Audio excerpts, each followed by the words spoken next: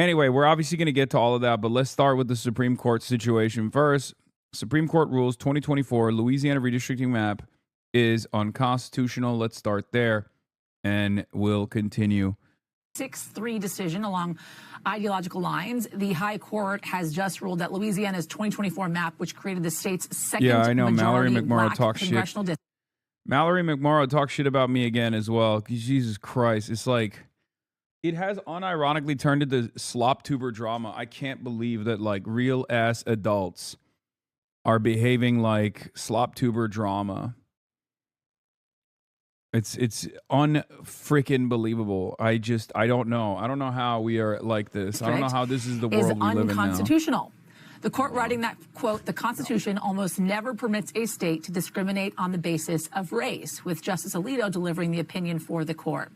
The decision marks a major win for Republicans, as Louisiana will now have to redraw its districting map and could have major implications for upcoming elections. For that, I want to bring in senior justice reporter Ryan Riley, who has been following this for us. Ryan, talk about those implications, right, of this decision out of Louisiana. We have a huge election now, just 7 months away come November. Yeah, it's going to be a real scramble. And remember, Yasmin, before all of this, they originally drew this map that despite Louisiana's population being a third black, that only one of the 6 districts that they drew originally was majority black. And so when they came back in order to sort of comply with the Voting Rights Act, they had drawn maps that created 2 majority black districts. But overall, if you look at the course of the Supreme Court's jurisprudence on the Voting Rights Act over the course of the last decade plus, I mean, they've been chipping away at the Voting Rights Act ever so slowly. And I think this is another big chunk that essentially they're taking out of the Voting Rights Act, which was sort of meant to originally, make voting more equal, give individuals who had been suppressed for generations and for years more power in their own government. And so this is, from a purely political standpoint, you should benefit Republicans. It's got to be unbelievably unfortunate that you could just kind of look like J.D. Vance now. And you look so much. Just dropped us in. Hassan is a flake. Thank you. Gas bags of Twitch. What do you mean? I'm a flake? On what? Did you mean like I'm a fake? Pod John's interview with Kim Martin on the docket. Yeah. Saw you on Sky News today, Hassan. Let me show you how close the members of the public can actually get to Wait, what the World fuck? Trade Center. What the fuck? That's... Hey, yo, How what close the the members of the public can actually get. What the fuck? Bro. Brother. What is that? It's a photo of me and the mayor, and I assume the talking bubble is saying, like, America deserved 9/11, and Zoran is doing a heart. Knows anything about crime. They know 86. You know what 86? It's a mob term. Oh my God. I can't believe this Jim Comey shit, dude. I can't believe he's saying that was a death threat. Wonderful associates. 86 them. That means kill them. It's, I think of it as a mob term. I don't know. People think of it as something having to do with disappearing, but the mob uses that term to say when they want to kill somebody, they say 86, the son of a gun. I'm trying to keep the language nice and clear. They don't use that term, son of a gun. They use another term. But that's a mob term for kill him. Yeah. But do you really think your life was in danger? Probably. I don't know. Based on what I'm seeing out there, yeah. The people. One of the funniest parts about this is that Jim Comey wrote 8647. Like cancel 47, cancel the order, whatever. Like it means like eliminate, cancel. It means all of those things, right? But it's very funny that he also wrote it with seashells. So it's the possibly the gayest way to fucking do a death threat, which of course there's no problem with, to each their own, right? But it's hilarious that they're like, this is the most threatening thing of all time. Like, he made this beautiful piece of art when he was at the beach. And he put it down. He took a photo of it. He found it that way on the beach. And now Trump is like, he's trying to kill me. It's one of the worst threats from the standpoint of death threats. That's what they said about Abraham Lincoln. Look what happened to him. Wait, I don't want to get you guys involved, but I can imagine what you're thinking. I don't want to get you guys involved. That's your favorite thing, man. They pulled out of OPEC. Yeah. What do you think about that? I think it's great. I mean, I think it's great. Look, I know him very well, Mohammed, and very smart. And he probably maybe wants to go his own way. That's a good thing. I think ultimately it's a good thing for getting live, laugh, the price love, of gas live, down, laugh, getting unalive oil the down, president. getting everything down. They have it all. He's a great leader, actually. So no, I'm okay. They're having some problems in OPEC. Mr. President, Kevin Warsh passed a hurdle today. The Senate Banking Committee confirmed his nomination. It will go to the Senate floor. We He'll need be on the somebody. Fed in mid-May. Is it your expectation that he can persuade the other Fed governors to lower interest rates? Well, we'll Because they haven't see. I done mean, they so should. recently. Because it's a good time to lower them. We're the most prime Have you talked country about anywhere in Louisiana? the world. Briefly. We're going to get back We're to it. We just right now tuned into the having president investments speaking. made in our country at a level that nobody's ever seen. No other country's ever seen it. Tens of billions of dollars are being invested. Factories, auto plants, AI. I mean, not just AI, because AI is new. We're leading China by a lot in AI, as you know. I'm letting them build their own electric plants. They're building them, otherwise you could never do it. It was a concept that I came up with. I'm very proud of it. And by the way, they're building electric plants that people in the utility industry have never seen before. They're saying, man, that's incredible. So they're building these massive buildings that cost billions of dollars, and they're building their own electric plants. So they're not taking from a source or the old grid, you know, an old grid that would be able to do it. No, we're leading with everything, but in the history of our beautiful world, there's never been a country that has so much money being invested In the history of our beautiful and world. tremendous number of auto plants, by the way. The auto plants are coming out of Canada, Mexico, Japan, South Korea, Germany. They're all coming to No the one has United ever States. built And automobiles the reason before in is the that history there's of our more tariff beautiful world. They're policy. We were building taken it in ways advantage that of they've for never years. We built were being ripped before. off by Believe other it. countries for years. Unbelievable. And those days are over. Yeah, please. Mr. President, regarding Iran, how long are you prepared to maintain the blockade? Could that go several more months? Well, the blockade is genius, okay? The blockade has been 100% foolproof. It shows how good our Navy is, I can tell you that. Nobody's going to play games. We have the greatest military in the world, and I built much of it during my first term, and we've been building it since. And the greatest anywhere in the world, nobody even close. And you see that whether it's Venezuela, and they have a good military in Venezuela, but it was over in one day. It was actually over in about 48 minutes. Iran, the same thing. I mean, militarily, we've wiped them out. They have no military left. It's all the Navy's at the bottom of the sea. The Air Force is never going to fly again. We've got an amazing military. Now they have to cry uncle. That's all they have to do. Just say, we give up. We give up. But their economy is really in trouble. So it's a dead economy. Can Fury and the blockade get Iran to nuclear talks fast enough, or do you think another wave of strikes will be necessary? I don't know. It depends. We have talks. We're having talks with them now, and we're not flying anymore with 18-hour flights every time we want to see a piece of paper. We're doing it telephonically, and it's very nice. I make a call, or I have my people make a call, and you know the answer.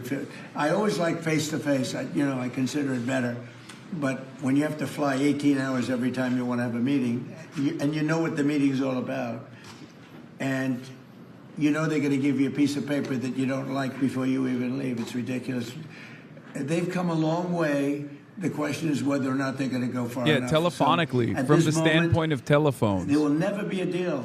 Guys, unless get with the they program. agree He's that there will be inventing no the nuclear newest weapons. words, the most beautiful of words. Are you considering It's a telephonic communication auditory process. You're going to have to say it differently.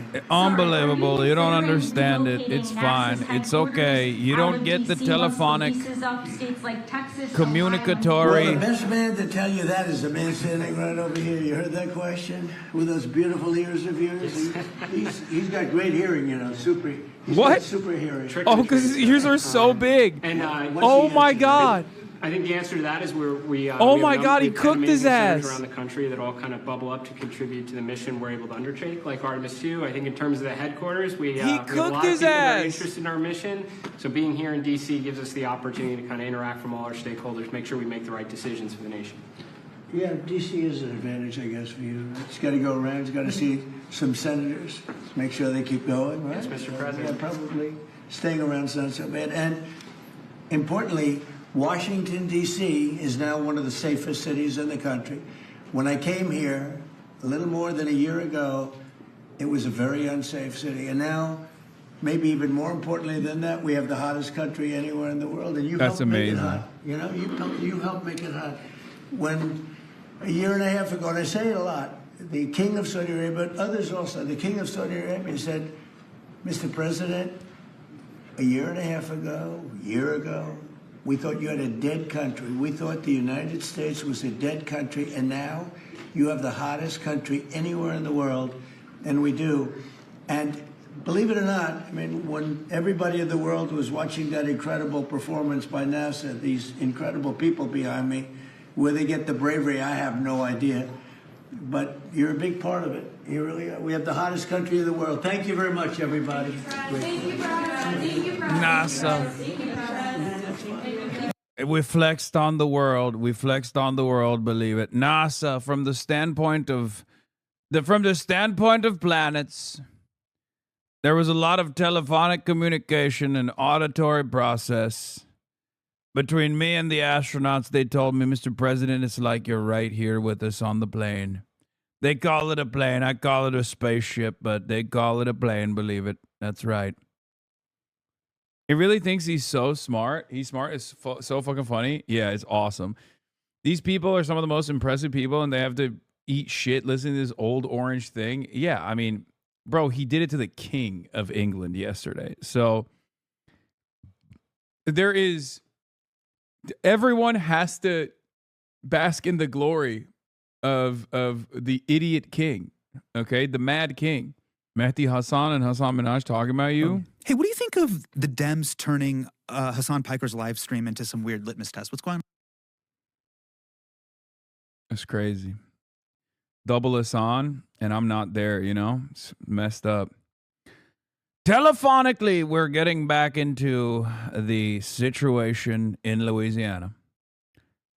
The situation in Louisiana.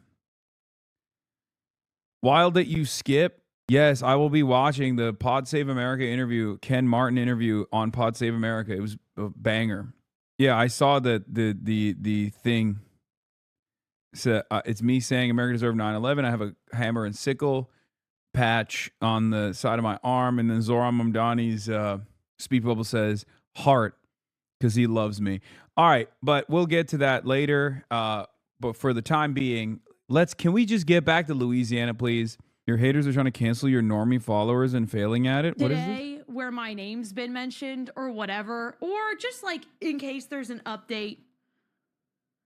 And I get this tweet. Ain't no way this is how I find out that Emma Rome is a follower of the very demon that publicly said American deserved the events of 9/11 and frequently... He got so mad that he literally didn't even demonstrate proper grammar.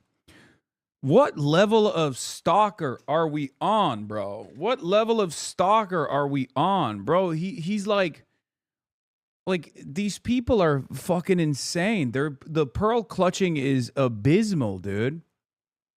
Big dog. I work with fucking politicians. Like, what the hell are you talking about? I watched a streamer called Dish Soap get bullied into unfollowing you. Wait, what? There's people that are being bullied. They're like, you have to unfollow this person. Check out his bio of what? The Sheriff Typhoon guy. Bro, I'm telling you right now, this is a devastating predicament for a lot of my haters. Okay? My roommate literally won't accept that you weren't talking about the people in the buildings. I don't understand how we arrived at this level of peak mass hysteria. I don't know how much of it is like Islamophobia, where they're like, no, his name is Hassan. Of course, like, His name is Hassan, so obviously he's like a terrorist, and he admitted it in secret. What he thinks in secret, he admitted publicly, and will always bring it back over and over again. They soap as a goat. Yo, I couldn't believe watching it. People are weaponizing the woke 1.0 tactics to try and silence you, and I think it's going to backfire.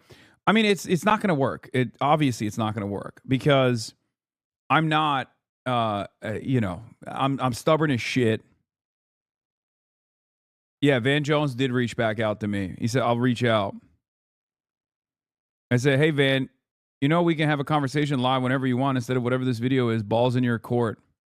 He had to reach back out, bro. What do you mean? I fucking got 24,000 likes on that post.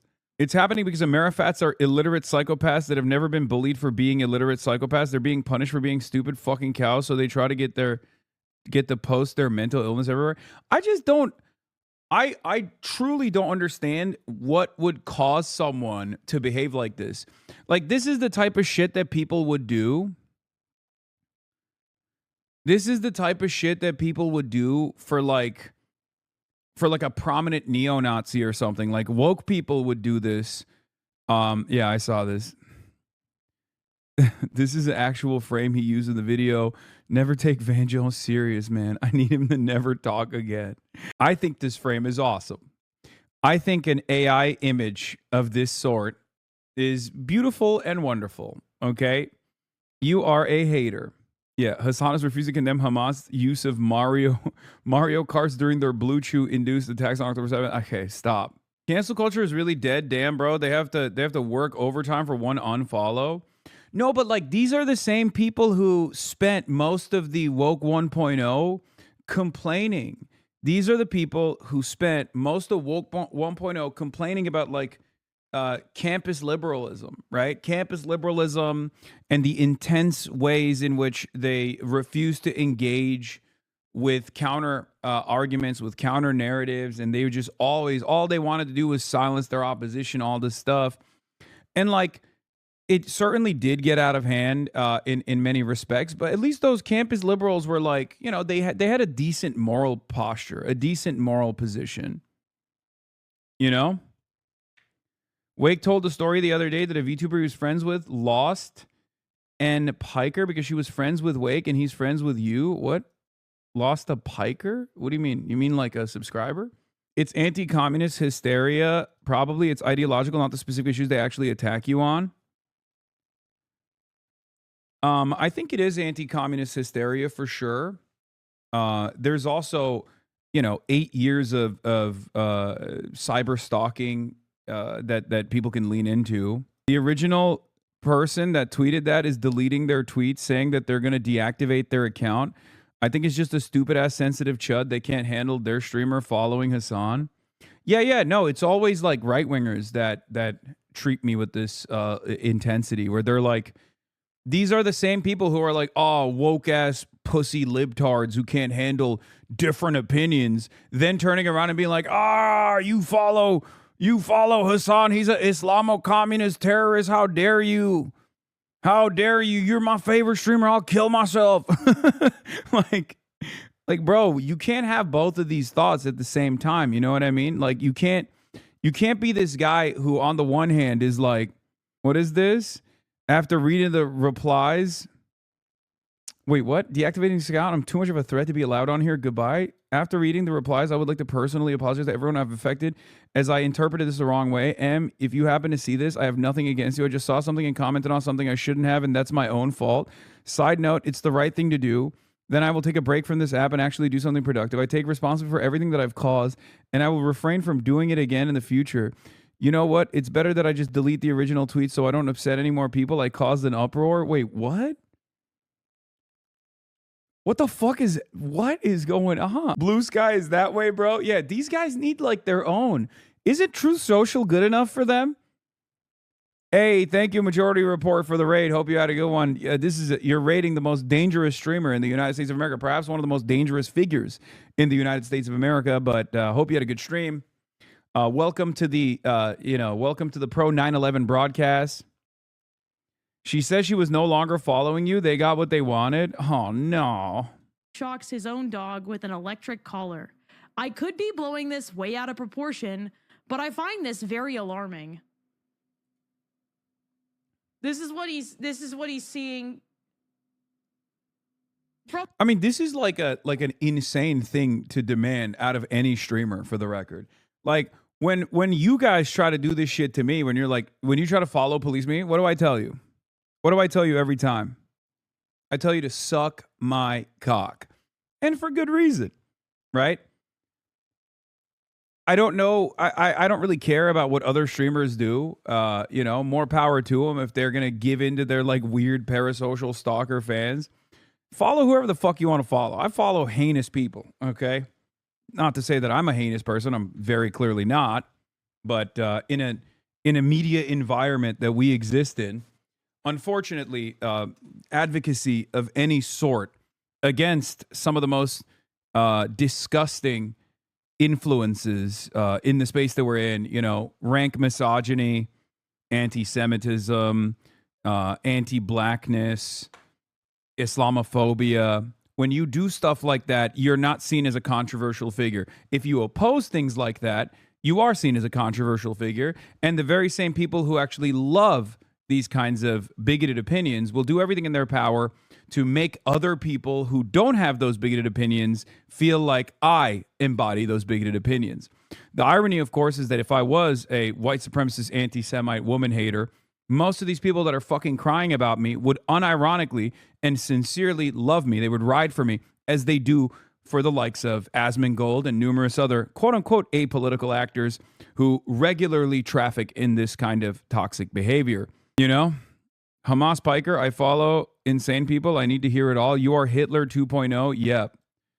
Like, I can't tell if this person is like making a joke about how insane my haters are or if they sincerely believe this at this point. But I guess that's the point, right? The reality of the matter is, if I was Hitler 2.0, many of these same people who are constantly going around freaking out would be like, no, that guy's awesome. He's apolitical. Why the fuck are you chirping at him? But ultimately, I think, follow policing and things of that nature are unbelievably cringe. But yeah, speaking of Hitler 2.0, according to Josh Gottheimer, I am actually Hitler 2.0. We'll obviously talk about that as well. But more power to Emmy Romy. I don't have any ill will. I hope she unfollowed so that people don't harass her any longer. But I have some higher priority issues to worry about, which are not even issues necessarily. But yes, of course, another day, another shellacking. Another day, another complaint. Okay, every fucking day. We have moved beyond the status of Nick Fuentes, by the way, at this point. I know Nick Fuentes cries all the time about being like debanked or being attacked relentlessly. But seemingly for the Israel first congresspersons in this country, regardless of which side of the political spectrum they may be on, I am a much more significant threat than any of these other people, apparently. So shouts out to the one or maybe many AIPAC donors that have been actively pursuing this process. It's not going to work. It's not going to do anything. Most people are reasonable and intelligent enough to recognize that this is a very clear designed smear campaign. So again, it's just like, yeah, I'm in the ranks of some of my favorite politicians, Rashida Tlaib, Ilhan Omar. I'm up there now. What in the actual fuck are you talking about? Like, dude is acting like I personally pay Hassan like thousands of dollars a month to fund him talking about whatever he's talking about. Bro's acting like I wake up and pray to him at a shrine or some shit. Like, what are you talking? Anyway, we are this close to a Trump shout out. Yeah, it's coming. It's coming. Unbelievable that I got snubbed for anti-Semite of the year, and yet these guys are keeping that fucking momentum alive, by the way. Sad this is happening to you. I don't think you should be sad, for the record. I'm not sad. A lot of people came up to me last night and were like, hey, We're with you. I'm really sorry that this is happening. They're really on your ass. It's pretty fucking crazy. And I told him, look, it's not that consequential any longer because we have won the narrative battle. That's number one. Number two, because there is broad awareness already about this issue, about the issue of Israel, that whenever people actually make this kind of, whenever people actually pursue this kind of criticism, this like cynical smear, right? It only ends up elevating my profile regardless. It's sad because I think the overarching goal here is to make sure that reasonable, Jewish people don't actually ever listen to what I have to say. Like the goal overall is to ensure that Jewish people are kept in fear, hysterical about the dangers that I represent. The only danger from this is that they're calling on social media companies to take action against you. I know. Who knows? We'll see. We'll see what happens. I don't think that there is. I don't think that they will, right? I don't think that social media companies will actually take action. This is a motionless bill. It's entirely designed. It's entirely designed to farm donations from specific donors who they want to, be reliable allies to. They're like, look, we're doing our job. We're going after the real villains, right? The real villains in society. The real villain in society is someone like myself. Yeah, it's unbelievable that they delayed the War Powers Act for this, by the way. Yeah. Legislation that might be considered. Not on the House schedule today. Gottheimer's Iran War Powers resolution, which was originally supposed to get a vote yesterday. It's unclear whether the resolution will see action this week amid broader House turmoil. Dems had been hoping to force action around a 60-day mark. Yeah, I'm gonna add them. 2 months into a war and they don't want to vote on war powers. I know. 2 months into a war, they don't want to vote on war powers. Instead, they want to tie me up with fucking Candace Owens. If you get kicked off Twitch and YouTube, you could go to Rumble. That'd be so funny. I'll always find a way. Okay, I'll always find a way. It's really fucking annoying. What's the point of all this? It's nothing, really. I'll take it. I'll take it. I think it's a good position to be in. I'm not super worried about it. Maybe I'm stupid. Maybe I should be worried about it. But it's really, really insane that they're really pushing this. In any case, I think the goal here is to either like bully me into quitting, or maybe getting someone to go out and do the deed, right? I wouldn't worry about your career, just your life, lol. As long as your life is intact, so is your career. Yeah. Anyway, let's do this. Let's finish this redistricting battle and we'll get to the controversy in a second. Okay. If you send me another fucking Bowden socialism aura TikTok video, I'm going to fucking laser you out of space.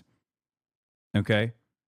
I'm going to nuke you into orbit. Mentioned, and I think that voting rights advocates see this as another sort of clip out of being taken out of the Voting Rights Act, which has already been severely weakened by the Supreme Court since 2013. Really, we're hearing from the Attorney General to Louisiana, Ryan, in which the Attorney General says the Supreme Court has ended Louisiana's long-running nightmare of federal courts coercing the state to draw a racially discriminatory map that was always unconstitutional. And this is a seismic decision reaffirming equal protection under our nation's laws. One of the reasons why I'm looking down right now is because I'm reading this right off my phone as this statement is now just coming in. Talk us through how this could also have further implications on states throughout the country. We've talked about a lot about redistricting in California and Texas as well.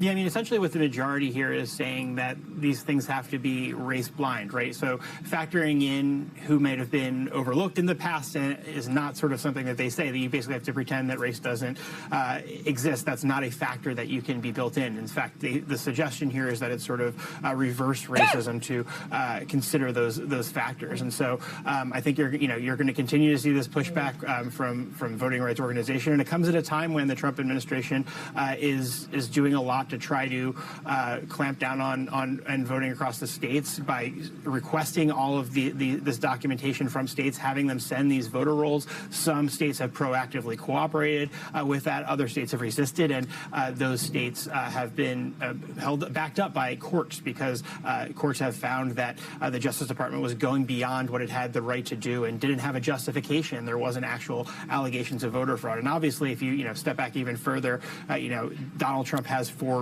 decades, over a decade, had these concerns that he proclaims about voter fraud, and that's not something that's ever been disproven because every expert you'll talk to will tell you that voter fraud is not a widespread issue. Ryan Riley, stand by for me. Want to bring back in Capitol Hill correspondent Julie Sirkin. Julie, I lied. I thanked you, and now I'm bringing you back because that's what happens on Capitol Hill. You, it seems, are the center of the universe right now with all that's happening right now. I know you heard from House Speaker Mike Johnson about this decision out of Louisiana and redistricting. What did he tell you? Yeah, we did. My colleague Brennan Leach was in that big scrum as they move behind me. You'll see them to the House chamber. Let's take a listen to what he said. And it's important not only because he's the Speaker of the House, he's interested to protect his majority come midterms, but also because this district actually borders his in Shreveport, Louisiana. So let's take a listen to what he said, and we'll talk about it later. The Supreme Court opinion came out. I've obviously not had time to read through that. I used to litigate these kinds of cases, so I'm looking forward to it. But I just talked to some folks who've gone through it, and they said that this is obviously the right result. They determined that the last map that was drawn for Louisiana was done unconstitutionally, and we've been saying that consistently from the beginning. That was the obvious result. So we'll see what effect it has. We have, as you know, a primary coming up in about 2 weeks. So we'll see if the state legislature deems it appropriate to go in and draw new maps. Now, Democratic Cleo Fields currently holds that seat. He was reelected in 2024. Marsha Blackburn kind of giving the game away, wants all GOP Tennessee. Senator Marsha Blackburn calls for a special legislative session to draw all GOP Tennessee House map. They're really pushing it, dude. They're really, really fucking pushing it. There are more registered Democrats in this country than there are registered Republicans. Democrats are in more populous areas. And not only that, but also... Not only that, but also there is tremendous discontent towards the Republican Party. These guys are trying to game the system in a way. These guys are trying to game the system in a way where they don't have a democratic process at all, right? And I think it's going to backfire on them. Hopefully, this lights a fire under the asses of the Democratic Party. The National Democratic Party has to fight back against this because this is now actually threatening their power, right? This is a very clear undemocratic power grab that they are engaging in, and they're going up the escalation ladder. They started this process. Democrats responded, and now they're doubling down. And I don't know where this actually ends up heading. Obviously, there's the idiotic gerrymandering that they could do that would technically backfire on them, like in places like Florida, right? Which is the threat that is stopping them, I think, from redistricting in a way where they have, instead of having, multiple safe red seats, they're going to have contested purple seats instead. You guys understand that process, right? Like, because Florida is red right now, and the district maps are designed in a way where they have comfortable, reliable +5 to +10 red districts. If they actually chop that up in a way where they redistrict to create more seats, right? To create more Republican seats, they end up generating unsafe seats where they're like +2, +3 Republican. It's not a guarantee that those seats will stay Republican, and Democrats could actually pounce. That was what Hakeem Jeffries was saying, where he said, we're ready for war anywhere and everywhere. What he was talking about is if you redistrict in a way where you now have contested seats, we will put money behind making sure that those new seats that you design that are supposed to be reliable Republican seats, because of the purple nature of said seats, we will do everything in our power to win those seats, right? So it's a good thing that the Democrats are aware of. Yeah, they call it dummy mandering. I don't really like that term that much, right? But ultimately, it's very clear. It's very clear that the Republicans are doing everything in their power to make sure that no Democrat votes are ever heard. Like no Democratic voices are ever heard. Obviously, they've done this in the South for many, many years. Is a big part of the redistricting is to undermine the black vote and to eradicate the black voice in general from participating in the political process.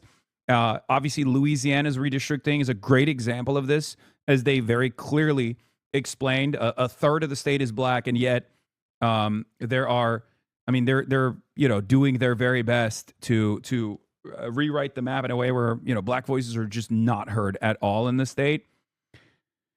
This is what's happening in Missouri. State GOP gerrymandered, and now there's potential 2 socialists to have seats in Congress from here, Cori Bush and Hartzell Gray. Exactly. Well, I will be at the heart of that redistricting process, where I will be in Missouri on Friday on May Day alongside Cori Bush. But yeah, it goes beyond congressional maps. Everyone is discussing congressional districts, but the VRA effects were up and down the ballot with huge implications for who holds local power. Here's a story on how Tennessee community was bracing for SCOTUS. Black residents in West Tennessee just won fairer districts. Now comes SCOTUS. Yeah. Cori Bush is not good, man. Shut your bitch ass up, okay? I don't want to hear it. I love Cori Bush. Cori Bush is a fighter. Cori Bush is exactly the type of politician that we need in Congress. What the fuck are you talking about? She literally got eradicated from her position by AIPAC. Cori Bush and Jamal Bowman are 2 warnings from AIPAC that dumped collectively $30 million in the 2 Democratic primaries in an effort to punish politicians from speaking out against Israel. And you're over here leaning into that nonsense. How can you be a 10-month subscriber of mine and eat that fucking bait? My apologies because AIPAC got me. Wesley Bell is horrible, okay? He can't even face his own constituents. Last time he did a town hall, he brutalized his constituents and he packed it up and he never did a town hall ever again. He is entirely an AIPAC stooge, okay? Through and through. He is an empty suit filled to the brim with AIPAC dollars. He was Cori Bush's replacement. I think you're thinking of Cory Booker, who is a man. Cori Bush is a female representative. What's crazy is if white people in the deep South, Alabama, Louisiana especially, vote normally compared to the nation, those states would be like D10 because of how many black voters there are. It's just the white people there are so poor and so brainwashed. They vote like R plus 40 compared to like Utah or Michigan. Yeah. Anyway, ABC Hassan Piker getting the same treatment. Jimmy Kimmel can take shelter from recent sick Trump joke controversy in his $8 million mansion. That's kind of crazy that they're just like, hey, oh, nice joke you made about the president. Here's your house. We're doxing you. I hope someone kills you. What a cool and normal response from this right-wing dish rag. Okay. Oh, good jokes, man. Hey, good jokes, comedian. Here's your fucking house. Like, what are we doing? What are we fucking doing in this country? How is this in any way, shape, or form a normal reaction to a fairly normal joke about how, like, Melania fucking hates her husband and is, like, hoping that he dies hoping that he dies someday so she can finally be fucking free. Like, that's the joke, right? The joke is that only God can free Melania from this prison, this golden cage that she exists inside of. That's the whole fucking joke. Oh my God. I cannot believe how much they're up Jimmy Kimmel's ass, bro. But as Ryan pointed out, this certainly gives Republicans the edge at a moment where they need one. We've been talking about their narrow majority. It's part of the reason why House Speaker Mike Johnson has such a headache on the floor right now when it comes. Listen, all I'm going to say is this on the Jimmy Kimmel controversy, which is not even a controversy at all. You can't be this unpopular and bitch this much, okay? Eventually, people are going to start whipping ass, okay? If you're this unpopular, if you're this unresponsive to the people's material needs, if gas is getting increasingly more difficult to come by. If inflation is happening in grocery stores and you're turning around and being like, I want to build a ballroom. I want to build a ballroom. And you turn around and you're like, oh, we need to kill Jimmy Kimmel. I can't believe he made jokes. You don't have a fucking movement. Eventually, you're going to have more people turn on you from your movement when they also recognize you're not serious. You're a fucking baby. You're a goddamn crybaby, okay? It's unbearable, these guys. These guys are so fucking annoying. It's like adding insult to injury every day. We have to just like be at the mercy of a bunch of schizophrenic crybullies all the time.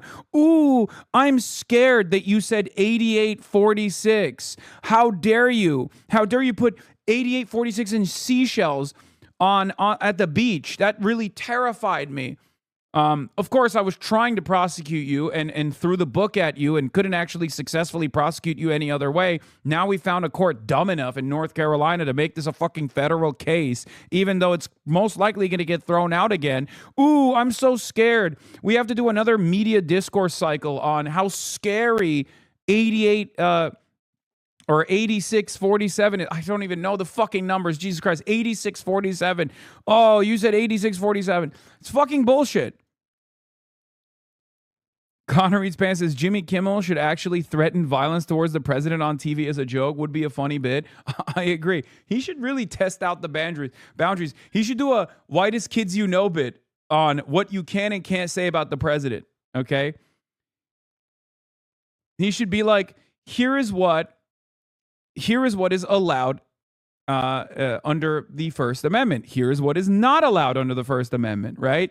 The part that's most fascinating to me is the speed with which jokes are jokes, folks, turned on this. I know, it's fucking unbearable. These guys, God, they're so shitty. They're so lame. They're so fucking lame. That is unironically, like that's almost, they're so lame that their behavior is almost worse than the threats that they are very clearly designing against the First Amendment. Obviously, that's the highest priority here, but somehow the way in which they're going about this has made it even like the insult to the injury is almost worse than the fucking injury. I can't stand it. I hate this shit so fucking much. I used to rip on a lot of the super woke, super sensitive people on my side as well when they used to do this, right? But I still understood and maintained the position that at least they had like a moral, at least they were on the right side of morality, right? Like they wanted to sanitize conversation and discourse to a degree that was unproductive and silly. Maybe they were far too predisposed with aesthetics and optics in a way that was unproductive, but at least they were like morally on the right side. They were like, oh yeah, we want to make sure that, we live in a better society, right? These guys want to live in an objectively worse society while simultaneously, in the most hypocritical fashion, try to fucking design that objectively worse society in a way where you can't even fucking say mean things about the goddamn president. What the fuck are we doing? He sucks dick, bro. What do you mean? Fix the problem, okay? You can't complain about behaving like a Nazi and then having people call you out for behaving like a fucking Nazi. Here's one quick solution. Stop being a fucking Nazi. Jesus Christ. Incredible, dude. They never posted someone's damn house for punching up. I know.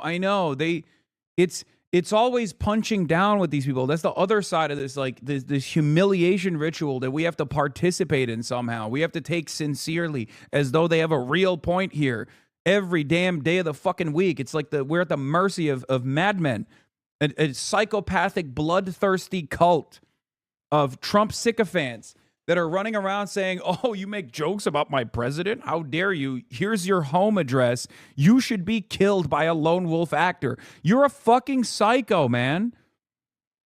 Wake up. Meanwhile, again, we're getting back to the Supreme Court. Stop using the phrase sucks dick as an insult. Shut the fuck up. Shut your bitch ass up, dude. This is what I'm talking about.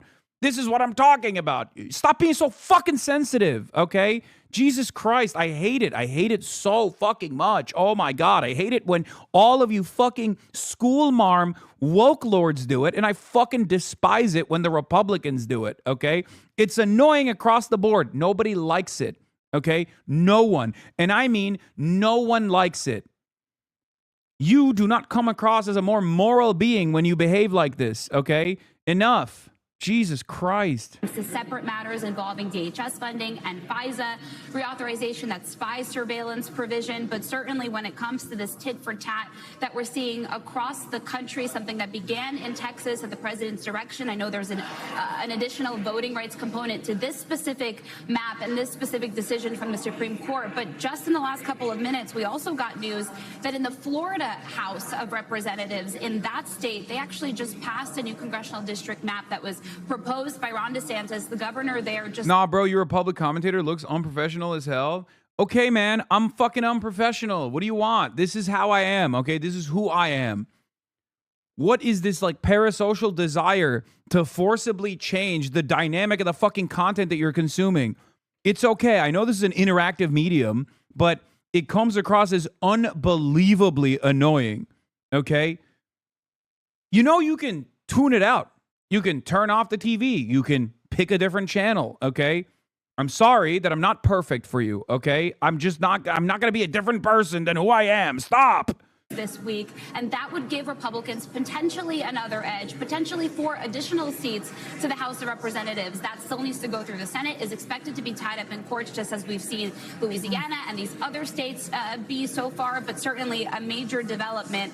And one that Republicans and Democrats are both paying attention to. The chairwoman of the DSCC, this is the committee tasked with reelecting Democrats in November. She put out a statement already, Susan DelBene, saying that this case may have been brought on by those who seek to suppress the votes of millions of Americans, but she says these schemes will backfire. She talks about how corrupt it is, a targeted assault of voting rights of Black and brown Americans, but she did say that Democrats remain poised to retake the House majority in November. So extremely interesting dynamic happening here as these competing maps move through the courts. We thank you for watching, and remember, stay updated. President Trump. Anyway, Democrats' the biggest adversary in the Iran war is an unbelievable bar from Pete Kegsbreath, drunk rapist Pete Hegseth. Anyway, just a couple years ago, you used to get to screaming matches with Chad. I just watch sometimes else. It's not hard just to watch what you like. Yeah, I don't even get into screaming matches with Chad as much lately. So if Republicans aggressively gerrymander the South and eliminate up to 10 Democratic seats under a narrowed VRA, Democrats could respond in blue states. For example, this 52-0 California map could become legal, flipping 4 red seats to blue. That's what I'm saying. There's just like significantly more seats that you could aggressively gerrymander. And then obviously the Supreme Court would decide, the Supreme Court is going to decide that that's unconstitutional, even though all the other Republican redistricting points are constitutional. It's just going to be tit for tat until people realize that there is no more democratic process, right? The democratic process doesn't matter. They don't realize that, like, people are not going to take this quietly, okay? If you keep pushing people over and over again, if you tell them that there's no pressure valve, because that's what democracy is at the end of the day, the democratic process, your vote is a pressure valve, okay? When you teach people that their voices don't matter, when you teach them that their votes don't matter, when you take away that pressure valve from their hands, they are going to take matters into their own hands. They're going to try to do something different to make that change, okay? There's only so much pressure you can apply to the public until they fight back. And this, once again, is analysis. It's not an endorsement. I'm just telling you what ends up happening in normal circumstances. Throughout history, this is always what has happened. Okay? Tyrants get toppled at the end of the day because there's only so much unresponsive authoritarianism that people will take before they take matters into their own fucking hands. Immigration in this. Oh my God. You can sit around in your ivory tower and fucking cry endlessly about commentary it and things that I'm saying. Oh, Hassan Piker, we got to condemn Hassan Piker. He's like pointing to how unstable things are for the ordinary Americans. You can do that every day, but this disciplining operation is not going to take the problems away. Okay? And for the Democrats, my warning is simple. Okay? If you don't lean in to the anger that people are experiencing right now, and you don't offer them an alternative, and you think you can sweep these problems under the fucking rug, you are making way for more reactionary forces, because Republicans love that anger bubbling up. They see that tension, they see that angst, they see that animosity, and then they redirect it back to undocumented migrants. They redirect it back to documented migrants. They redirect it back to trans people and then gay people, okay? They redirect it back to women's rights. They will take every single civil liberty away piece by piece, because it's always a distraction for them. It's always red meat for their base, because they are never going to solve the economic crises. They're contributing to the economic crises that people are experiencing, and they have to constantly dangle red meat in front of the dumbass fucking cult that they have cultivated. And if the Democrats don't actually respond with an alternative vision that chooses to identify these issues and solve them, we're just going to be a fucking one-state fascist country, and all of you guys are going to be in the concentration camps alongside people like myself. So you're a fucking idiot for that reason as well. This is why I also am unbelievably critical of the Democrats too, because they don't fucking fight back. They rarely ever fight back. And when they do, I give them credit, like the redistricting initiative in Virginia. I thought that was a great idea. We need more things like that. But here's a great example of the Democrats not doing that right now. In the day after 2 months of Donald Trump illegally waging a war of choice against Iran, destabilizing the energy markets all around the world, ruining previous allegiances that this country had with other countries in the Asia Pacific region, for example. There's supposed to be a war powers resolution that Josh Gottheimer was advancing, okay? It's not on the House schedule for today because Josh Gottheimer is advancing a different resolution instead of his Iran war powers resolution, which is already 2 months too late, okay? It's already 2 months too late. What is Josh Gottheimer, Democratic senator, or a Democrat from New Jersey, sorry. What is he doing? What is he doing instead? A bipartisan resolution from House Rep Lawler, Mike Lawler from New York, okay, whose opposition I'm boosting, Effie, as you guys know, and Josh Gottheimer from New Jersey are condemning me and Candace Owens for anti-Semitic rhetoric and conspiracy theories, and also calls on social media companies to take appropriate steps to enforce their policies against hate speech and prevent the spread of anti-Semitic content. Okay? Just understand, it has just been revealed that the U.S. has already spent at least $25 billion on a war for Israel that began by killing 100-plus schoolgirls, and Congress is now voting on condemning Hassan Piker. That is unbelievable, okay? This is sincerely Democrats openly saying, hey, guess what? We are insincere. We are not serious. We are not invested in making the necessary changes in this country. We are going to advance unbelievable fucking idiotic distractions, okay? Candace Owens is a malignant force, a cancerous force in American politics. This is true. Candace Owens is unbelievably anti-Semitic. Even this resolution condemning Candace Owens is utterly fucking irrelevant right now. What the fuck are you doing? I'm not even saying this because, like, I agree with Candace Owens in any way, shape, or form. I do not. You guys know this already. I mean, I joke about being a clandestine operator because she's thrown a nuclear bomb in the discourse cycle around the Charlie Kirk assassination when the Republicans were clearly trying to whip up enough mania against the left, and she came in and said, no, it was Israel, and then a lot of people happened to believe her. So, you know, regardless of my disagreements even on that front with Candace Owens, I jokingly say I'm a clandestine operator, right? Even though she's fucking insane. But the fact that they are even writing a resolution where they put me alongside Candace Owens to say that we're both anti-Semitic and someone has to do something about it, social media companies have to do something about it, is so disingenuous, so insincere. Okay? Hakeem Jeffries to introduce amendment to remove Candace Owens from the Hassan Piker resolution. Jesus Christ. You're joking, but that would make it a reliable yes vote. That would be bipartisan. Everyone would vote for that, just so you understand. I've talked to many people behind the scenes, okay, congresspersons, about when I saw this. I talked to my friends in the Hill, and universally, their assessment was obviously that this is ridiculous, right? And it's being done for donors. It's being done to fundraise. It's being done because I have some high-profile enemies, okay, that are aggressively pursuing this deplatforming initiative, and they're willing to pay for it, right?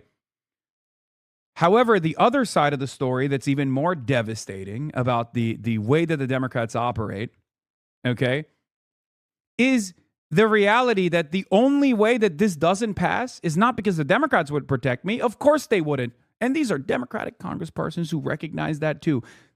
But luckily, Candace Owens is a part of the bill, and Republicans might shy away from attacking Candace Owens. Think about that. The actual anti-Semite in this resolution is the saving grace that might actually destroy the resolution's passage. This is the ultimate goal here. And here is the reality, by the way. People may look at this and think, man, this is an odd thing to prioritize while our country falls apart. But here's what's important to understand. Piker doesn't have a boss, and absent that, the smear campaign must escalate until he's not invited back by the New York Times or the Pod Saves guys.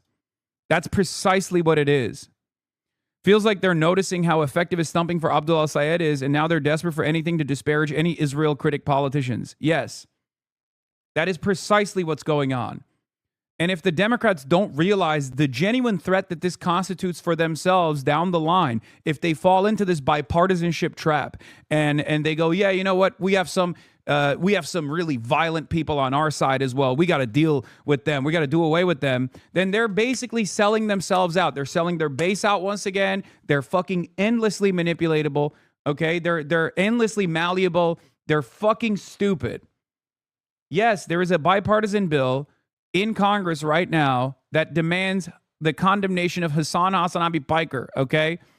Bipartisan laser light focus on material improvements to the lives of the American people exactly as they promise every 2 years. Ignore the fact that these two influencers they want to formally denounce are Israel critics, and that's totally coincidental as always. I love that this guy looked at this situation between me and Candace Owens and said, Hassan Piker is a little more than a critic of Israel. Between me and Candace Owens, I'm the one that's a bigger danger? What the fuck is happening? Candace Owens is run around with a copy of the Talmudic Jew in front of hundreds of thousands of people being like, this is how Jews are. They're contract lords. And this fucking asshole looks at that situation and goes, you know who's actually the real danger here? Hassan fucking Piker. You cannot provide material support. Congress has no business formally denouncing American citizens for their views. They should shut the fuck up and get to work. It's true. This is where we're at in the United States of America. You could spend an entire fucking career combating anti-Semitism on the internet, and as long as you're an avowed anti-Zionist, it doesn't fucking matter, okay? They will literally say, you're a bigger threat. Between me and Candace Owens, I'm the fucking more serious threat to a more serious corrosive influence on discourse. You have to be out of your fucking mind to come up with that. Oh, of course, he fucking quotes the persistence of Benny John. Of course, right-wing dipshit. Oh.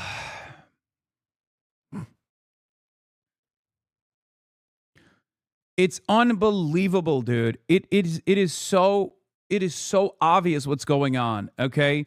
It is so fucking deliberate. It is so obvious what's going on. Don't criticize Israel. If you criticize Israel, we'll make your life a living hell. We'll take away your sponsorships. Oh, you don't have any sponsorships? We'll take away your ads. Oh, you don't run any fucking ads? Well, we'll take away your platform. We'll do everything in our power. We'll hope that someone might get the right lesson. We'll activate a schizophrenic psycho to come and assassinate you. Okay? That's what we'll do, because God forbid you have a large enough audience and you're an avowed anti-Zionist. You combat anti-Semitism and you're also an anti-Zionist. You're a threat. That's what this is. And what these people don't understand is that I'm not alone. Okay? I'm not alone. that the overwhelming majority of American society feel this way. So you might deplatform me, you might fucking get me killed, but at the end of the day, this problem is not going to go away for you, okay? It's not going away. People still feel this way. People know the truth. So you have to address it at some point, okay? That's it. It's unfucking believable. It's not, luckily for now, reasonable people obviously are on my side and recognize how insincere and how ridiculous this shit is. But if your goal is to punish critics of Israel, prominent critics of Israel, it's not going to fucking work, okay? You deplatform me, someone else will take my stead. You kill me, someone else, and 10 more people will prop up with the same exact opinions, okay? That's it. And guess what? There's the other side of it. You don't know what kind of opinions those people will have. You know what my opinions are, okay? You know what my goals are. You know what my assessment on the situation is. And in an environment where there is a shit ton of prominent critics of Israel who, at best, are agnostic on the issue of anti-Semitism, and at worst, absolutely utilizing the conversation around Israel to foment anti-Semitism, to target someone like myself who actively does combat anti-Semitism, is unbelievably fucking stupid. And it's exceptional because it's not true. Anyway, let's look at this fucking dumbass resolution. In the House of Representatives, Gottheimer and Lawler are doing this bipartisan bill. Lawler is a Republican from New York. I've obviously promoted Lawler's opposition, Effie. I've had her on the broadcast. Mike Lawler is in a contested seat and is most likely going to lose that seat. Okay? He's terrified of that, so he's trying to, farm as many donations as he possibly can. The resolution is condemning... Hold on. Open image in new tab. Is condemning anti-Semitic, hate-filled rhetoric and content disseminated by prominent online personalities and urging social media platforms and public leaders to denounce and address such conduct. Okay? This is the resolution. Condemning anti-Semitic, hate-filled rhetoric and content disseminated by prominent online personalities, urging social media platforms and public leaders to denounce. You know what? Let's fucking look at it in this format is better. You're right. Public leaders to denounce and address such conduct. Whereas the rise of digital media platforms has enabled individuals with large audiences to disseminate disinformation, commentary, and political viewpoints to millions of viewers worldwide. Whereas such influence carries a heightened responsibility to avoid rhetoric that promotes hatred, violence, and discrimination against any group, including Jewish individuals and communities. Whereas anti-Semitism has surged in the United States and globally in recent years, fueled in part by online disinformation, conspiracy theories, and extremist rhetoric. Once again, these guys don't... Remember, from their perspective, any kind of anti-Israel sentiment is anti-Semitism, right? So what they're saying is, the reason why people don't fuck with Israel anymore is because of content creators. They're stupid. They don't understand that it's not because of just content creators, okay? It's because people saw what Israel was doing. And then they dug deep and learned what Israel had been doing leading up to October 7. They saw what Israel was doing after October 7, and they could not believe the violence. And then they learned about what Israel had done before October 7. That is the reason why. And they know what Israel is doing right now. That is the reason why people don't fuck with Israel, okay? Whereas anti-Semitic incidents have significantly increased, including a 344% increase over the past 5 years and an 893% increase over the past 10 years. Again, ADL's numbers, obviously. This, unfortunately, also factors in, any kind of incident revolving, even Jewish Voice for Peace doing a peaceful anti-Zionist protest in the vicinity of someone who's pro-Israel. That's how fucking stupid these numbers are. They're unbelievably misleading. In any case, anti-Semitism has increased. It's just these numbers are unfortunately ADL numbers, so we don't know what the exact numbers are. Okay? And online platforms have been identified as a major vector for the spread of such hatred, whereas Hassan Piker, a prominent online streamer, has often used anti-Semitic rhetoric, including expressing support for Hamas, a designated foreign terrorist organization. Whereas in August 2019, during a Twitch live stream, Hassan Piker stated America deserved 9/11, whereas Hassan Piker referred to Orthodox Jews as inbred, whereas Hassan Piker downplayed sexual violence committed by Hamas, a designated foreign terrorist organization against innocent civilians on October 7th, stating it doesn't matter if fucking rapes happen on October 7th. Like, that doesn't change the dynamic for me. once again, using that out of the ironic part of that is that they're using me saying the sexual violence happening or not doesn't justify genocide, by the way, which is a perfectly normal fucking position, okay? That's not how this works. Whereas Hassan Piker has expressed support for Hamas on multiple occasions, including April 14th, 2026, stating Hamas over Israel every single time and doubling down on claims in multiple media appearances that Hamas is 1,000 times better than Israel. Like, you can argue with me every day on whether you agree with this or not, okay? But what you can't do is fucking complain that this is anti-Semitic and therefore should be deplatformed. You can't, it's un-American, okay? We don't live in fucking Israel, all right? We don't live in Israel. You can't do this, all right? It is fundamentally against the principle of the First Amendment. This is precisely what the First Amendment is there to protect, okay? Oh, I don't agree with this person's assessment, and therefore he should shut the fuck up. Here's a congressional mandate to get this guy to shut the fuck up. Here's a bipartisan resolution to demand the deplatforming of one content creator that Israel doesn't fucking like. That is unbelievable. There's a Fox article that proves they had people at the event you missed yesterday. Wait, what? You're reading the Wild Fox News article? Anyway, so as you noticed, with the exception of the refers to Orthodox Jews as inbred, right? This is the only one that they can like massage. You know the context behind this. It doesn't fucking matter. I call every racist neo-Nazi group inbred because, ethnic, religious, or any kind of like nationalist supremacist movement obviously requires inbreeding. That's how you get genetic purity, right? That's why I fucking say, oh, these guys are inbred across the board for Hicks, Republicans, reactionaries of all different sorts, neo-Nazis and the like, okay? So that's the reason why I use this substitute term as a pejorative instead of something else. It doesn't fucking matter. Who cares? That's the only one that they can at least like manipulate around to imply some kind of like borderline anti-Semitic statement. I even recognize that, but it doesn't fucking matter ultimately, right? Now, if you noticed, every single other thing is foreign policy related. Every single other thing is Israel related. Okay, even the ultra-Orthodox joke that I made about fucking settlers, like inbred settlers, is Israel related, but it doesn't matter, right? Now let's look at Candace Owens. Whereas Candace Owens has employed rhetoric that has included conspiracy theories accusing Israel of controlling the United States government, promoting false claims that Jews are taught by ancient religious texts to hate non-Jews, and casting doubt on the truth of the stories of Holocaust survivors.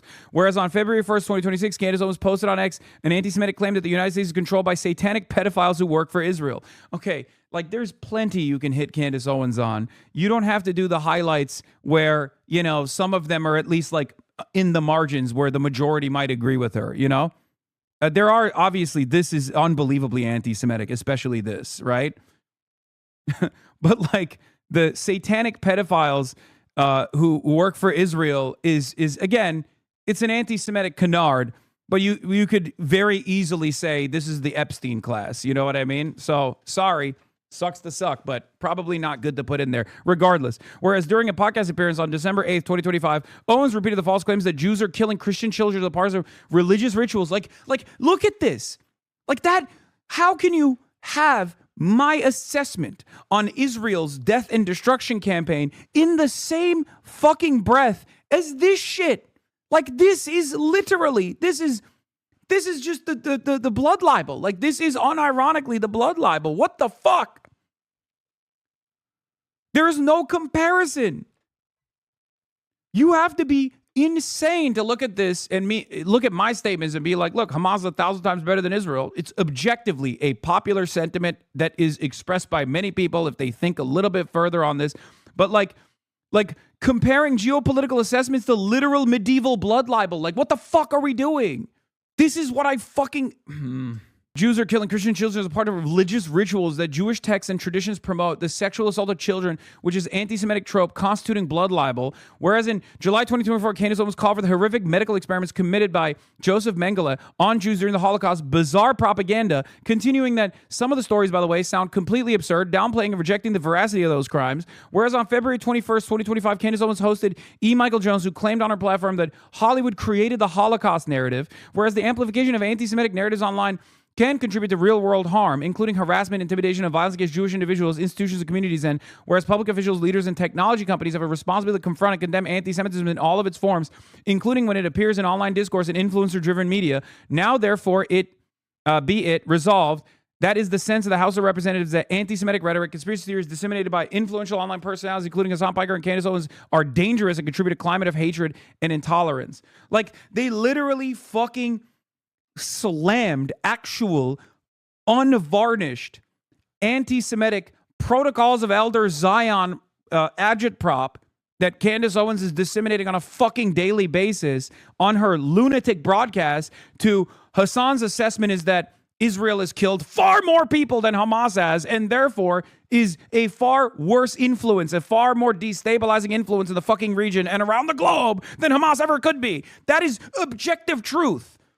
You might disagree with it, and we can have a conversation on those boundaries all day, every day. I can be a very reasonable person, okay? But because they don't want to have that fucking conversation, they just turn around and say, oh, dude, this is crazy. I can't believe you're saying these things. These are unacceptable. It's a terrorist organization. It's a terrorist organization. A Democrat, mind you. This is a Democrat doing this. The same Democrat that is supposed to be, the same fucking Democrat that is supposed to be advancing the war powers resolution that is already 2 months late on Iran. And instead of that, this is the bill that they advanced this morning. Think about that. What a joke of a fucking country we're in, man. Jesus Christ. Individuals with online platforms have a responsibility to refrain from promoting or amplifying anti-Semitic narratives. Social media and streaming platforms should take appropriate steps to enforce their policies against hate speech and prevent the spread of anti-Semitic content. Public officials and community leaders should unequivocally condemn anti-Semitism, including when it's propagated by high-profile media figures or influencers. Efforts to downplay or excuse anti-Semitic rhetoric under the guise of political commentary should be rejected. And the United States reaffirms its commitment to combating anti-Semitism, ensuring the safety and dignity of Jewish individuals and communities both online and offline. Yeah, do one on Islamophobia next. Do one on Islamophobia. Think about the amount of fucking Islamophobic attacks that I receive on a daily fucking basis, that Abdul Al-Sayed receives, that Zohran Mamdani receives. Are we going to do a bill on that? No, of course not, because Islamophobia is trafficked by these very same people. Representative Josh Gottheimer, famously after October 7, blamed Islam, okay? Straight up, within earshot of Muslim congressional representatives, a racist monster, a ginormous piece of shit. Fuck you. Anyway, this is them waving the white flag, folks. That's what this is, okay? Here is the silver lining, if you want to know what the silver lining in this madness actually is. Josh Gottheimer knows that the information environment is uncontrollable, okay? So they're testing out the boundaries of how much disciplining they can do with congressional resolutions like this. Okay? That's it. They're trying to see if social media companies will bite on this nonsense. They know that they can't win this conversation back, but the very least they can do is, buy and sell TikTok with the hopes that people stop saying mean things about Netanyahu and Israel, with the hopes that they can enforce this action upon Amazon and Twitch so that other content creators will think twice. Well, fear not. Most content creators are fucking cowards anyway, okay? Don't worry. They're already worried about their fucking corporate sponsors, okay? Don't worry about that, King. I guess that's the real problem. It's because I don't have any fucking corporate sponsors. The real problem is I'm not beholden to any corporate interest. I'm not controllable. Okay? You have a platform of this magnitude, of this size, and it's not controllable by the regular groups that have some semblance of influence over most people, because most people want to make fucking money. Okay, when they see someone who goes, no, I don't want that. I just want to say the truth. I don't give a shit. I'm backed by my fucking fans. They lose their minds. They don't know how to deal with it. They're like, whoa, whoa, whoa, this is dangerous. That's what it is. Fox News, that has not spent a fraction of the time or energy focusing on the Epstein files, is doing this. Help, the Supreme Court just gutted the Voting Rights Act and the president is threatening innocent countries with mass murder. Diet MAGA AIPAC Dems doing this shit. Yes, exactly. One House colleague of Lawler and Representative Josh Geimer, the gluttonous Israel First monster, Representative Fine has said far worse than Hassan Piker, and censuring Fine is actually a part of their job, but this is all about Israel, so Randy Fine is okay. Is this truly what Congress needs to spend its time doing? Yes, actually, Democrats need to loudly condemn Piker and his bullshit. Again, this person is supposed to be a fucking Democrat, okay, but probably not. They're more predisposed with condemning me rather than Candace Owens. I'm not going to weigh in on the substance, but the idea that America's legislature needs to concern itself condemning extremists at a time when the nation's at war and Congress is dysfunctional strikes me as wrong. I think they can walk and chew gum, but I hear their point. It's just like, I wish people would just stop being fucking pussies about it too, to a certain degree. You know, enough is enough. You can just say the truth, okay? I know it comes across as difficult to defend because there's a barrage of misinformation out there. And that is, in some ways, the point, right? The point is make someone indefensible in the eyes of many so that you can still behave as a partner, right? But you have to be a little bit more quiet about it, right? Just know we have reached a new level here, okay? We've reached a new level here of madness, unlike anything before. Tom Piker no-shows pro-communist event over alleged safety fears while mocking Trump assassination attempt. Would-be fellow panelist Mohsen Mahdawi told the crowd Tom Piker faced attacks and targeting after the assassination attempt on Trump. Yeah, I'm not the president, you fucking idiot. We don't get to have Secret Service in the events that I go to. Anyway, I'm not even going to fucking dignify that article and read. Why don't they get you to speak on Congress on this? Your name's on the bill. You should be involved. Doesn't work that way. Just like it's the same principle as to why you know, none of these media outlets are going to invite me to speak on the media outlets where they would rather speak over clips that they have chosen. Okay, that's not how this shit works. In this article, they pretty much confirmed they have reporters that watch the streams now. He spent much of the 6 hours reading aloud articles and expos about himself. In this article, they pretty much confirmed they have reporters that watch the stream now. Great. Great. Keep at it. Go ahead. Keep watching. Maybe your fucking mind will change, you know? This is where we're at, by the way. Here it is. Fox News covered Hassan Piker for 25 days straight. Hello, welcome to the broadcast, Fox News reporters that are in here. Yeah, Fox News, subscribe to the broadcast, okay? Subscribe to the broadcast, bitch. The fuck are we doing? Imagining a world where they cover the Epstein affiliates.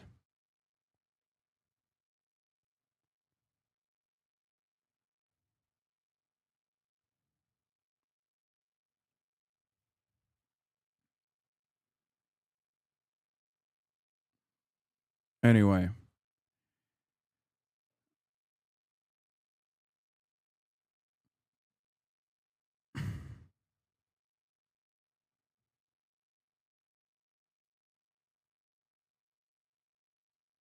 Yeah, fuck, I don't even know what else to fucking say. There was one piece on this with Mallory McMorrow. We're going to talk about Mallory McMorrow as well. Okay? Look, it's not just Fox News, of course. Yeah. Jake Tapper smears Hassan to a level worse than Fox News. Yeah, of course. Of course he did. This was as bad, if not worse, than what we've seen on Fox News. The Scott clip cuts all the context to show he was talking to Mike Johnson, highlighting his hypocrisy, not a call to violence, and cuts out more context of the October 7 rapes don't justify genocide clip than Fox News does.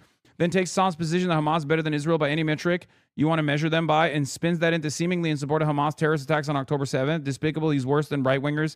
Him and Dana Bash are the two of the worst cretins in liberal media. Yeah, and everyone knows that, by the way. That's the other thing. Like, people in their own orbit know this as well. They just look silly. They look insincere. They look unserious. That's the problem. Need to contend with this hypocrisy and this double standard. A message for our friends on the left now. You have to face some ugly realities about the acceptance of violence among too many people in your ranks. Yeah. He's, our friends amongst the left. Bitch, you're not in the left, okay? I can't believe that you are. I mean, I can believe it. Let's be real. This is like classic Jake Tapper.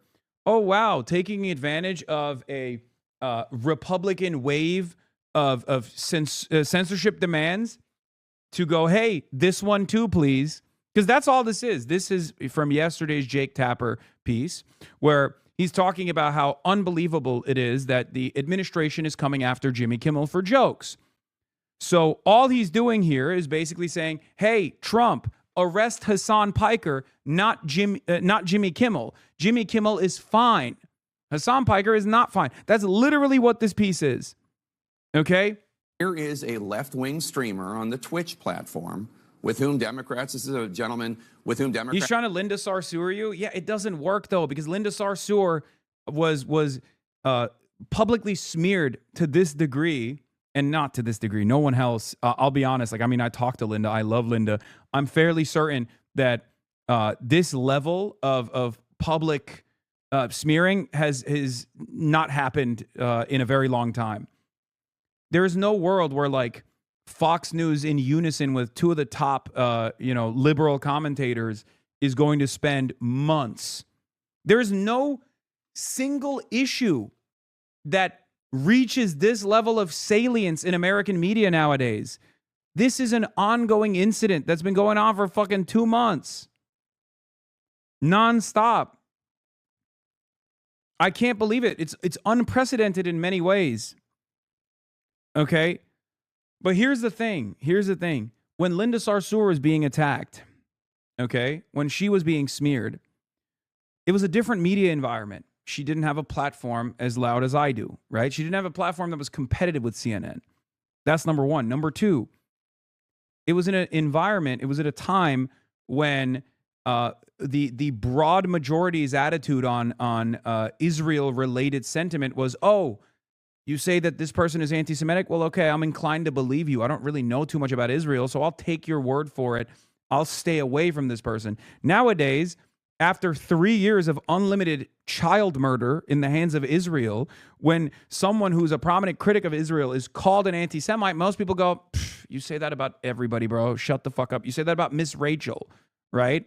Have campaigned and sat for interviews with and platformed and much more. This guy. If you cared about Medicare fraud or Medicaid fraud, you would kill Rick Scott. Okay? When you say Hamas is 1,000 times better, do you actually mean that? Or is that a rhetorical move or like a solidarity signal? Like what?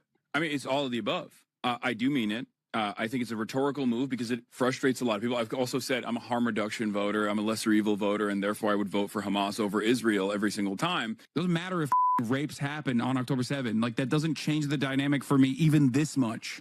The Palestinian resistance is not perfect.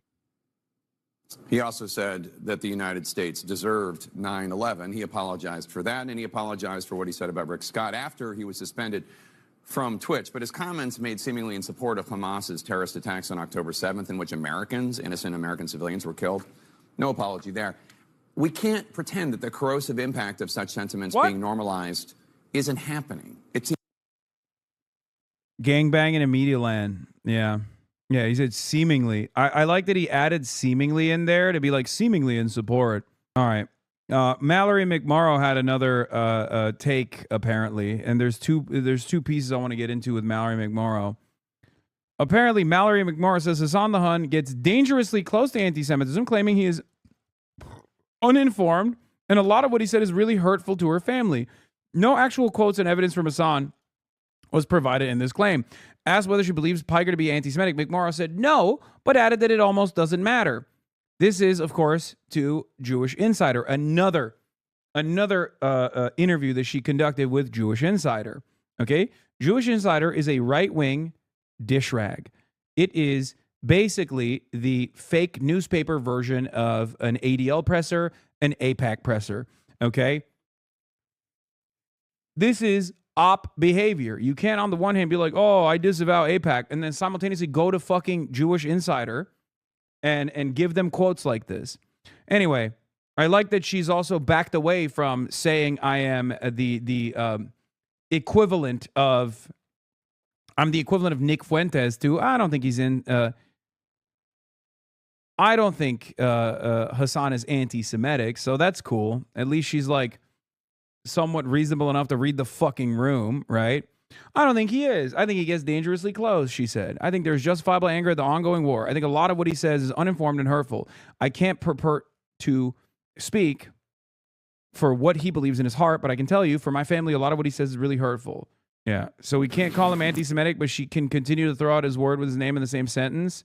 Meanwhile, he's a significant voice against anti-Semitism. He's just parroting what other people telling her. Anti-Semitism is a canary in the coal mine of fascism. It's one of the oldest bigotries that has caused those of the Jewish faith a tremendous amount of pain. You know what's really funny about this, by the way? Like, they'll be like, well, don't you think Nick Fuentes opposes whenever someone calls him an anti-Semite? First of all, no, he doesn't, right?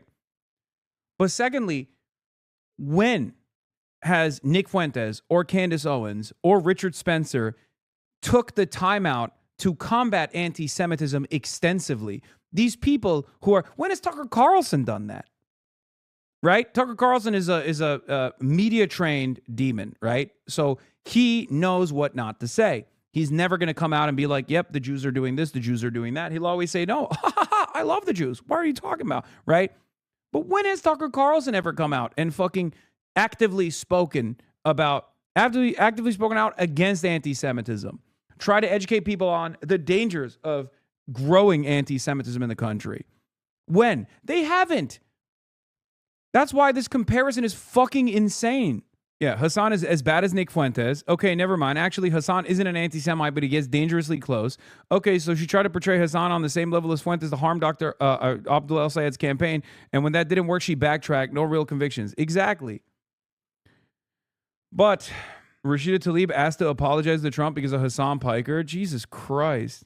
Wow. Rashida Tlaib has called President Trump a fascist. This happened after I asked her to apologize to Trump for associating with Hassan Piker, who was called for Trump's death. Remember this video in November. I've never called for Trump's death, you fucking idiot. When has this happened? First of all, you can't call for the death of the president, okay? Well, you can if you're a Republican and the president is black or the president is a Democrat. Then you can do whatever the fuck you want, obviously, because free speech only goes one way. We already know that, right? But it is literally illegal, okay? That is unbelievably illegal. So, insane thing to claim that I've done, because I would be most likely in prison, okay? Anyway, I suspect Piker may be endorsing the rough moral math that your badness is directly proportional to the number of children you murder. Anyway. Yeah. Okay, let's get to the other McMorrow story with Abdul El-Sayed, though. While she was busy doing that, K-File, CNN, combed through her old tweets that she deleted. Turns out McMorrow has a very McMorrow-style controversy. And what I mean by that is it's unbelievably fucking boring. It'll still hurt her chances in the state of Michigan, which she's, trying to become the next senator of, obviously. But it is very funny because it's like it's such a, like, it's almost a nothing burger in comparison to like what it could be. There's nothing really all that bad in here. McMorrow deleted a bunch of old tweets. As a bi-coastal elitist, make me miss California in deleted tweets. Senate candidate Mallory McMorrow disparaged middle America. Okay. As Democrats brace for a bruising primary in Michigan's U.S. Senate race, Mallory McMorrow, one of the party's top contenders, has quietly deleted thousands of old tweets, including posts in which she took jabs at the rural Midwest, lamented ever leaving California, and said she continued to vote there after she said she moved permanently to Michigan. McMorrow, Michigan state lawmaker and rising star in the Democratic Party, wrote in her 2025 autobiography that she relocated permanently to Michigan in 2014. Yet a CNN K-File review of the Internet Archive's Wayback Machine reveals a series of now deleted social media posts of McMorrow describing herself as a California resident as late as July 2016. McMorrow repeatedly referenced voting in California's June 2016 Democratic primary and urged voters to register for it. In other now deleted posts, McMorrow also described herself in July 2016 as a constituent of California Democratic Rep. Ted Lieu and referenced voting in person in November 2014 in the Los Angeles area where she was a resident at the time. Public records show she registered to vote in Michigan in August 2016. On top of questions about McMorrow's voting record, the deleted tweets offer a window into her political evolution. Among the roughly 6,000 deleted posts are those that reflect a range of progressive views, from contemplating a future without cars to supporting the Black Lives Matter movement to comparing President Donald Trump and his supporters to Nazis. Again, some of these are totally valid and great. Okay, but of course, it's totally ridiculous that she deleted those posts because she wants to be an amoral actor. Okay, she wants to be an amoral actor. She is an empty suit. She is a vehicle for corporate-sponsored, lobbying-backed bills. Okay, that's it. She might have had more progressive views at some point, but now none of that matters, right? McMorrow also deleted comments about the U.S. coast breaking off from Middle America following the 2016 election of Trump. I had a dream that the U.S. amicably broke off into the ring. And Middle America, she wrote in December 2016. Again, there's nothing bad about this. Oh, and the ring nominated Obama as prime minister, and everyone was given $1,000 in 6 months to pick a side. Her campaign declined to clarify whether the post referred to a literal dream or a hypothetical situation she hoped for. After publication, McMorrow's campaign reached out to clarify that it was an actual dream. In recent years, McMorrow has espoused more moderate views and has branded herself as a pragmatist in a crowded Democratic Senate primary that is shaping up to be among the more competitive races this year. McMorrow is locked in a dead heat against U.S. Representative Haley Stevens and Abdul El-Sayed, a former Detroit public health official. A spokesperson for McMorrow, Hannah Lindau, said the campaign deleted all of her tweets prior to 2020, describing it as pretty standard for candidates. She said that McMorrow's move from California to Michigan was a process that was not complete until mid-2016, and that she remained registered to California during that time, and that she voted absentee in June 2016. Lindau said McMorrow considers 2014 the start of that move. These are normal tweets by a normal person, said Lindau. It's not wrong. McMorrow's communications director, as Michigan Senate Majority Whip, Mallory has spent the past 8 years fighting and delivering to make people's lives better: higher wages, universal pre-K, no kid going hungry in schools, comprehensive gun violence prevention laws, and more. And she's tweeted about that too. McMorrow's campaign declined to say which positions she did and did not stand by, other than to say she stood by a comment lamenting the Michigan weather. Michigan Senate race is one of the most important in the country in determining control of the chamber. It's one of the only 2 seats in 2026 held by Democrats in states Trump won in 2024, other than being Georgia. The Democrats becoming more bullish about our chances to retake the Senate in this year's midterms. The Michigan primary scheduled for August is shaping up to be a critical race. McMorrow is not the only Democrat in the race who has deleted social media posts. Last year, CNN reported El-Sayed quietly erased thousands of old social media posts, including a dozen tweets that championed the defund the police movement, described police as standing armies, and urged cities to divert money from law enforcement to social services. Of course, ironically, that's still something that Abdul El-Sayed continuously promotes in his commentary. He literally will say, like, we have to take money away from ICE, that ICE is a standing occupational force, an occupying force on American cities, things of that nature. So it's not that far off. Archive snapshots preserved by the Internet Archive's Wayback Machine show that in 2022, McMorrow's X account contained more than 20,000 tweets. Now the account shows 13,900 tweets. Her deleted posts appear to have been removed after a 2025 New York Post story first highlighted McMorrow's disparaging remarks about Michigan and Middle America after Trump's election in 2016, with several of the posts cited in that report no longer accessible online, including one praising a thread arguing that rural Americans, not coastal elites, needed to better understand the rest of the country. See, this is the juicy stuff. I still think it's like, whatever. It's funny that like she's such a loser in some respects that like even her controversy is like low-level loser shit. Like she is so. We looked back at this candidate's profile and found out that she said her favorite ice cream flavor is vanilla, and people who like chocolate ice cream are stupid. It's funny. It's so boring. She's so fucking sauceless. Oh my Lord.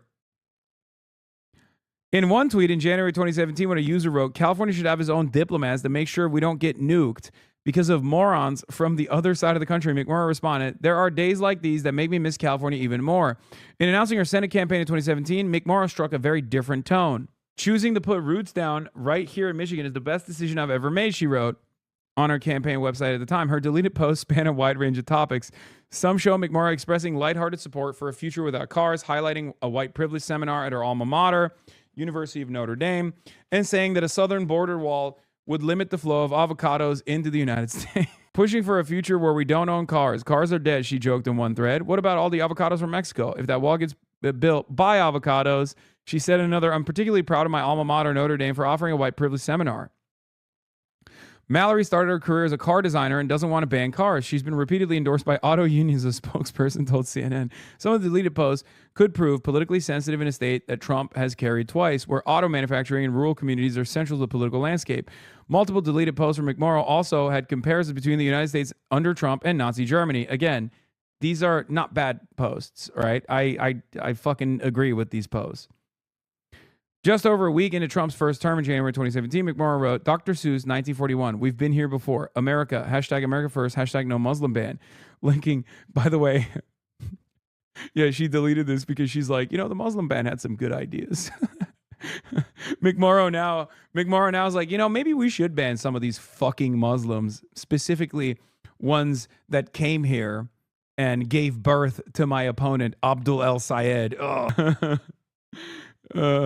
Anyway, when another user wrote in July 2017 that they had zero faith that they could change the minds of Trump supporters, McMurrow responded, agreed. But how do we fight back? Hitler had supporters. Stalin had supporters. Putin has supporters. No one will change their minds. In another post in October 2020, McMurrow shared a video featuring a Holocaust survivor warning about parallels between Nazi Germany and Trump's authoritarian aspirations. McMurrow added, please watch the full 4-minute mini-doc that a dear friend created with Walter, a 91-year-old Holocaust survivor warning about the parallels he sees between the rise of Nazi Germany and America today. Another tweet from February 2016.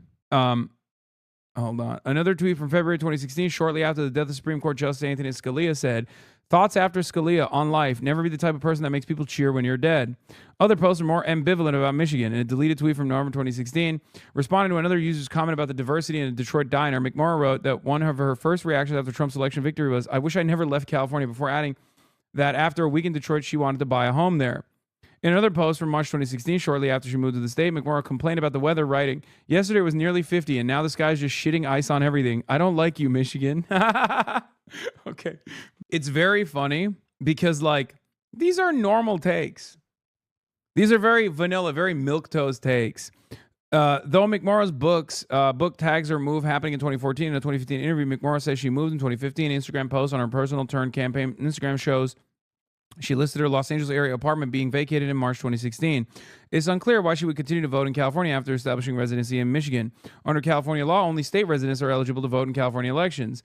In 2024, McMurrow chastised a Twitter user who said they voted in a state they no longer lived in. Oh my God. When in a spat, a voter who moved to California but still voted in Michigan, writing, so you moved to work and live in California but register somewhere you no longer live? That's illegal. That's funny.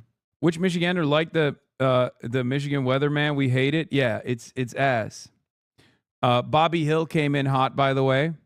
Haley Stevens now lighting up McMurrow over CNN scoop on her past comments. I'm born and raised Michigander and damn proud of it. I love everything that makes us Michiganders, from our manufacturing heritage to our lakes and, yep, even our accent. That's why I have pretty thick skin about people making fun of the way I talk or the clothes I wear, because this campaign isn't about me. It's about the amazing people who live in this state. About them having a real champion in the Senate. So what actually ticks me off? Someone who wants that job representing Michiganders talking crap about us in our state. I'm not going to lie. Haley Stevens' social media team has made me kind of like Haley Stevens a little bit. It worked on me because I saw her posts about someone dunking on her clothes.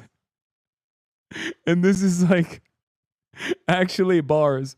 Sarah Gallagher, NRIC, BOGO jean jackets, buy one, get one 50% off. Okay, on all jean jackets for the family. She said Old Navy, she dresses in Old Navy. She goes, I'm the only non-millionaire in this race. And like most Michigan families struggling in Donald Trump's economy, you're darn right I love a BOGO. I mean, she's a APAC demon, right? But this is kind of humanizing, I'll be honest. And then there was another one. Oh, this is Nate Blanchett. Said, leftists need to cope and seethe. The voters of Michigan want a mouthy broad who sounds like turn of the century Bobby Hill. To which she replied with, proud mouthy Michigan broad since 1983. Oh, it's so funny that she saw that post and retweeted it. She does sound like Bobby Hill. Oh, man. Yeah, Abdul El Sayed had a response to this, said, born in Michigan, hallelujah. Raised in Michigan, hallelujah. Believe cars should exist, hallelujah. Haley Stevens claims to be hitting the ground running. United States Senator who is going to hit the ground running. Thank you, Grand Rapids. Thank you, Phil Skaggs. And thank you, Mayor David LeGrand. I got to say, you guys have brought the heat here to progressives in the park. There was no one at that event. It was so funny. There was literally no one at that event. The only people that were at the event were people who were, what are they called? Like tracers or something? The people that just like follow campaigns around. There was like 4 people and they were all working for different media outlets. Trackers, I think. Is that what it's called? No, not even her mom. It's fucking hilarious. Event was the opposite size of our AIPAC donations. Yeah. God dang it, Bobby. Stop supporting genocide in god dang Palestine, Bobby. That boy ain't right. I'm a simple man who sells propane and propane accessories. And I can't stand when my son Bobby Hill is getting millions of dollars from AIPAC.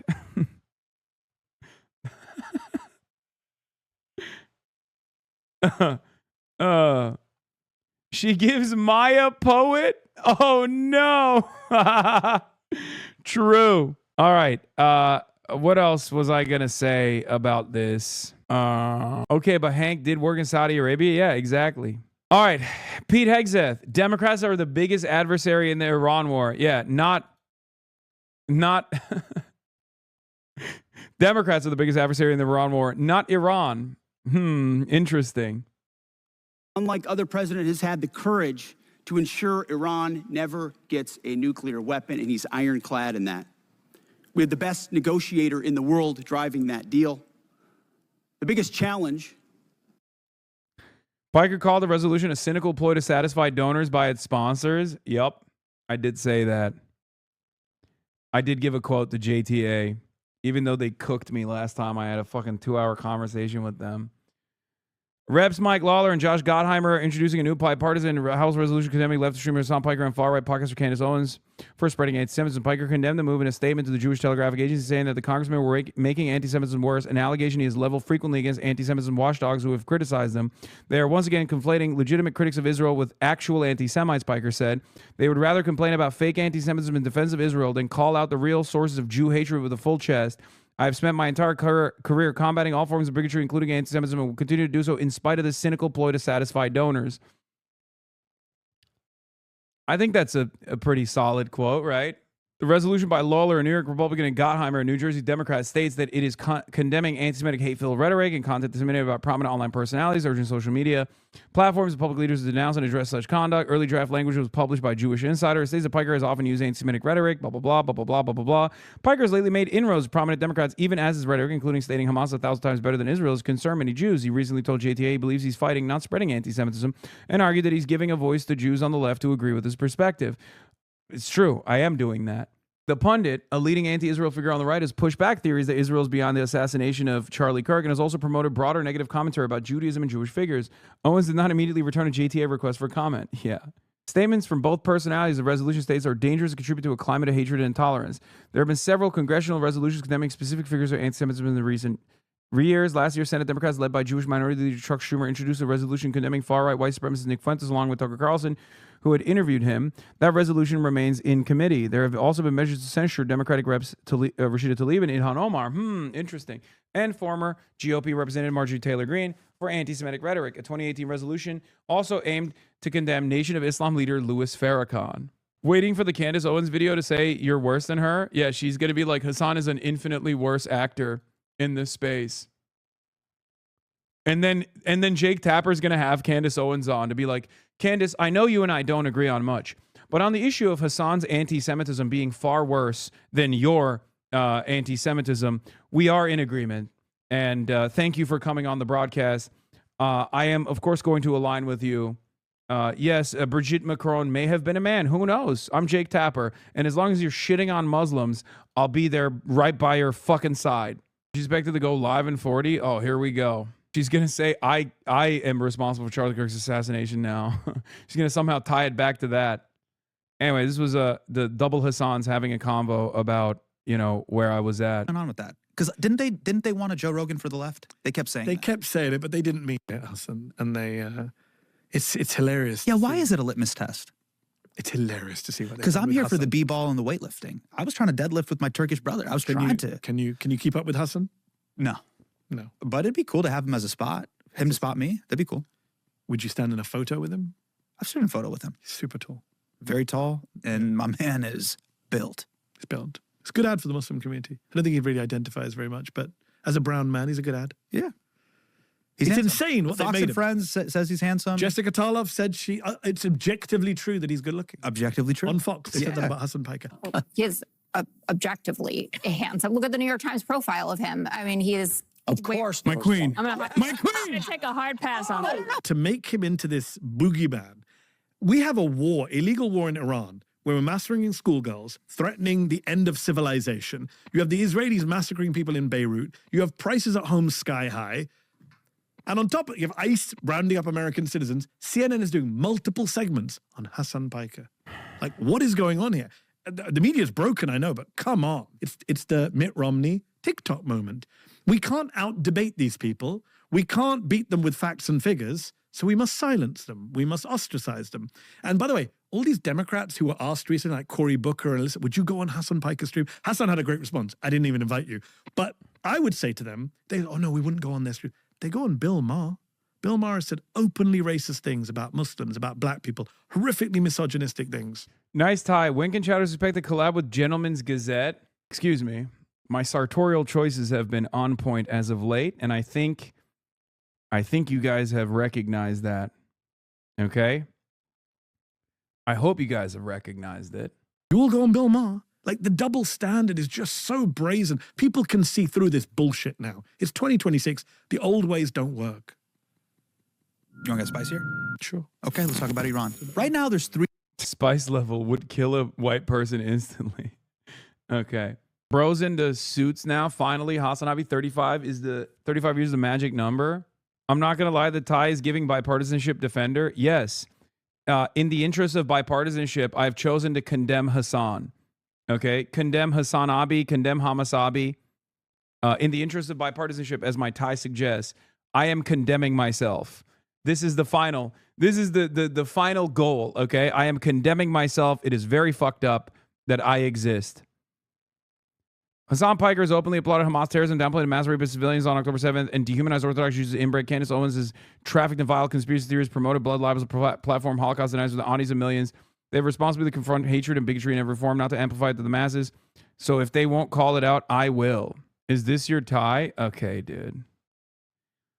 I don't see the hat, but it seems like these shadows have forgotten that you're an apolitical streamer. I know. I should have brought my hat with me. Collab with that Derek guy when? Yeah. Gas prices skyrocketed. 14 service members are dead. And Secretary of War doesn't know how much the war in Iran is costing Americans, but the House is voting on a resolution to condemn Hassan Piker. Why did you steal Tucker Carlson's tie? Fuck! Oh my God, it's literally the same. Oh my God, it is identical. Oh, fuck me. This is one of my dad's ties, chat. I didn't realize that I was wearing the Tucker Carlson tie. It's Brooks Brothers. Take off the tie now? No, I like looking like a chud. All right, let's get to this chud. The biggest adversary. What the fuck is this? We face at this point are the reckless, feckless, and defeatist words of congressional Democrats and some Republicans. 2 months in, I remind you, 2 months in to a conflict. Lest I remind you, and my generation understands how long we were in Iraq, how long we were in Afghanistan, how long we were in Vietnam. 2 months in on an existential fight for the safety of the American people, Iran cannot have a nuclear bomb. We are proud of this undertaking. I am proud that President Trump has had the courage to do it, and I look forward to sharing more about what our troops have accomplished. Secretary Hegseth, tomorrow is 2 months since the... It's like, they're doing the classic, You're talking shit about our idiocy here. You're talking shit about us. Well, guess what? The Democrats hate the troops. It's been 2 months, man. You haven't achieved any military successes. Why can't we just give it up? Why can't we just retreat, man? Please. Like open the fucking strait, please. Jesus Christ. It's not happening in any other way, shape, or form. It's not happening militarily. It's not happening militarily. It's not going to happen. Just open it up, man. Just say, listen, my bad. We're giving up on this one. We fucked up. It's okay. Your sycophants will forget. They won't care. And honestly, at the very least, some of your fans that are on the verge of turning because of the gas prices will forget about this little incident. You know this. Hegseth, the nuclear facilities have been obliterated. All right, let's just go through War this. has begun. You've testified that it was $25 billion in cost in terms of the munitions we used and what we paid for it. But when you add to that the damage that was done to our bases and today's dollars for buying replacement munitions and replacement aircrafts, what has the total cost been over the last 60 days? That number right now reflects the total cost that we're seeing. Including buying in today's dollars the new weapons and replacements, and including the damage there? That's your testimony? If there's under oath? adjustments to that, I would defer to the comptroller on that. And how much are you seeing in terms of, are you asking in terms of supplemental funding just for the Iran mission from this committee? If and when a supplemental is submitted, how much? The majority of it would not just be for, would not be for what Epic would be Fury, the it would be ballpark for Iran? Munitions related to the entirety Just of a what number, we want to sir. get done. A number. What would you submit? It would be within on Iran, it would be less than $25 billion, but there's a lot more we would ask for beyond just Iran. You're saying it's considering- $25 billion. Okay, I would just, if you come back, you want to revise those numbers because all the experts are disagreeing with you when it comes to today's dollars and damage, but you can revise it. How much did it cost American taxpayers in terms of the strike to the Iranian school where kids were killed? Do you have that number in terms of the missiles we used? As I've said, that unfortunate situation remains under investigation. You don't know how much it 15-6 costs the investigation, but I taxpayer? wouldn't tie a cost to that, to anything. It's a reasonable question. I cannot believe the way that these people are so careless with your money when it comes to doing wars, specifically wars that we are waging at the behest of Israel. Okay? Can you imagine a world where a sitting representative asks a question to, like, I don't know, a public health official in any state and goes, where is the accounting for $25 billion? And the public health official goes, I don't know. Like, there is no world. I mean, think about it. Think about how much money is being spent on waging fucking wars. How much money is being spent on waging wars, and these guys don't even think that they have to do the accounting. They don't even have to crunch the numbers. They just throw a number that way. Throw a number in your direction and go, what are you going to do about it? It's the fucking military, bitch. Just, it's insane. Think about how much the Minnesota Somali fraud was in the news, for how long it was in the news, what actions the administration took as a consequence of Nick Shirley, who I cannot make fun of because I don't want to be called out for ableism on top of the anti-Semitism, apparently, okay? It's illegal to make fun of Nick Shirley now because it's ableism through and through. Let's be real. He genuinely has a significant mental shortcoming, let's say. I don't want to say disability, but you get what I'm saying. You guys can make fun of him for me, okay? I already got the spotlight to all the Fox News reporters that are sitting in my chat being like, write this down, write this down. He said Nick Shirley is mentally deficient. He said, I haven't heard this term before, medically stupid, okay? Yeah, woke is back, baby. Yeah, at Fox News, they're bringing it back. Anyway, so Think about how long that was in the discourse, which was already a case that had been investigated, right? That was already a case that was closed. And yet we talked about it endlessly. Now look at this shit. Unlimited tax dollars. It is not $25 billion that we have spent so far waging war against Iran at the behest of Israel. It is so much more than that. We're not factoring in the loss of assets in this calculation. The operational costs are to the tune of $1 billion a day. So the idea that it's only $25 billion, it's not even a conservative estimate. It's just a made-up number. Okay? So just remember that. Next time someone goes, how are we going to pay for it? When you ask for health care. Okay? When you ask for better classroom sizes and your local politician goes, we can't pay for it. Yeah, we can't. Because all the money is always wasted in the direction of the military-industrial complex so we can generate more unique and creative ways of murdering children overseas and then waste those munitions overseas at the behest and direction of Israel sometimes.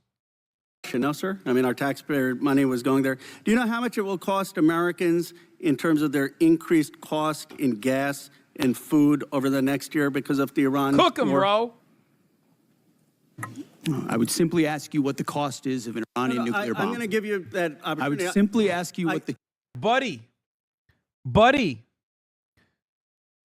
First of all, if that was a sincere concern, which it's not, okay, there was one guy, a Kenyan Muslim communist by the name of Barack Hussein Obama, that actually successfully put together, by way of diplomacy, a multilateral agreement where the participants were our European allies and even China and Russia, that actually put significant checks on the Iranian nuclear program, which they were committed to following through in exchange for sanctions relief. Okay? So if you are genuinely worried and disturbed about the likelihood of Iran receiving a nuclear weapon, gaining nuclear arms and engaging in nuclear sovereignty, okay? If you have a real concern there, well, there was one guy who was able to successfully stop that. His name is Barack Hussein Obama. He's a Muslim socialist communist from Kenya, and he was the one who did it. It was called the JCPOA. Yeah, you're playing gotcha questions about domestic things. I'm not. You're saying it's a gotcha question to ask what it's going to be in terms of the increase. Why won't you answer? Good fucking cooking, dude. Okay, Ro. Ro cook, nah.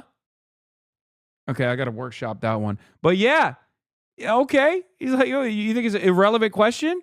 The cost, the unprecedented inflation crisis that Americans are experiencing? You think that's a gotcha question? No, I think that's a pretty fucking important question. What it costs to prevent Iran from getting a nuclear bomb. I give you that, sir. But let me. What would it cost? What would you pay to ensure Iran doesn't get a nuclear bomb? What would you pay? I reclaim my time. Do you not know? You had no one do the analysis of what the increased cost of gas and food on the American people are going to be? What is the cost of Iran holding that straight at issue with nuclear weapons? It's $631 billion, which means it's an increase of $5,000 a year for American households. Now, No, but it's worth it. It's worth it. Ro, you don't understand. It's worth it. This way, Israel can continue with the Greater Israeli Project, the Greater Israel Project. Tomorrow night on Fox News, Ingram, darling of the Democratic Party, Hassan bin Laden Piker called our best boy Nick Shirley medically stupid. Very ironic for someone like Hassan to say that, considering that communism is actually stupid. Joining me now for comment is Nick Shirley. Nick, what do you make of this Zoom noise? Nick, I don't know what medicamentally means, but Hassan must have gone to the Learning Center. Okay, that's going to happen, by the way. That's not even a joke anymore. So good luck. Good job, chatter. Your wish is now reality tomorrow. Let me give you this point. You're saying that your operation is preventing a nuclear Iran. Will you acknowledge that there is an economic cost to the American people for doing what you believe is necessary to make Iran denuclear? Will you acknowledge the economic cost? We have an incredible economic team that's managing this better than but what the previous administration did to our economy, what the previous administration did with inflation, you know what's upsetting? Administration did with COVID, and you're going to lecture this administration about the economy? You know what is upsetting? Incredible. You didn't even do the analysis on how much it's costing the American people. It's one thing if you said, okay, it costs the American people $5,000, but we think it's worth it. That's what we've done in World War II and other wars. Here's what it costs. You got to pay for it. You don't even know what the average American is paying. You don't know what we paid in terms of the missiles that hit the Iranian school. You don't know what we're paying in terms of gas. You don't know what we're paying in terms of food. Your 25 billion number is totally off. It's the incompetence. It's the incompetence. Let me ask you this. Certainly, maybe here we'll find agreement. There were still 440 pounds of low-enriched uranium, correct, when President Obama, after the JCPOA? Is that accurate? The amounts and types are classified. Okay. Will you acknowledge that there were 970 pounds of uranium enriched after Trump tore up the JCPOA? The JCPOA was a terrible deal that allowed Iran a path to a nuclear bomb. You deal with vague platitudes. I'm asking you about numbers. Like, you don't know what gas costs, you don't know what food costs, you don't know what the operation costs. You know, I get sound bites, but how about numbers? Do you know how much the enriched uranium was after you ripped up the JCPOA? Trump did. I'll give you a number. I know that, as was stated by early on, the price of gas is twice as expensive in California, your home state, as anywhere else in the country because of the horrible policies your state pursued. You know what? It used to be that that type of stuff worked, and then you started to lose the people that you can. He should have. Here's a better one on this one. He could have been like, so why are you making the rest of the country's gas prices resemble California? Okay? Is that what you're trying to do? You're trying to make Texas gas prices resemble California? Stay on message, Pete. You wanted to be for, because you said you wouldn't get us into bad wars. You said you would bring down the prices. You know what I'm sad for? I'm sad for all the people who voted for Trump. I'm sad for them because you betrayed them. You've betrayed a lot of that MAGA base. And you know who knows that? J.D. Vance knows that. Mr. Hurst, drag you into the conversation here. We have not yet received from the Pentagon the costs of the war. So just for the record, we'd like to get that as soon as possible. Certainly the munitions expended, but also underreported is we've had a fair amount of equipment destroyed, including 2 C-130s with the rescue of our downed airmen. So do you have either A, a cost estimate coming to us anytime soon, or B, a specific supplemental request? Thank you for that question. So approximately at this day, we're spending about $25 billion on Operation Epic Fury. Most of that is in munitions. There's part of that is obviously O&M and equipment replacement. We will formulate a supplemental through the White House that will come to Congress once we have a full assessment of the cost of the conflict. Sure. So you're saying the full cost at this point is $25 billion? Yeah, that's our estimate for the cost. Okay. Interesting, because I'm glad you answered that question, because we've been asking for a hell of a long time, and no one's given us the number. So if you could get those details over to us, that would be great. Mr. Secretary, you mentioned the nuclear aspect of Iran and the war.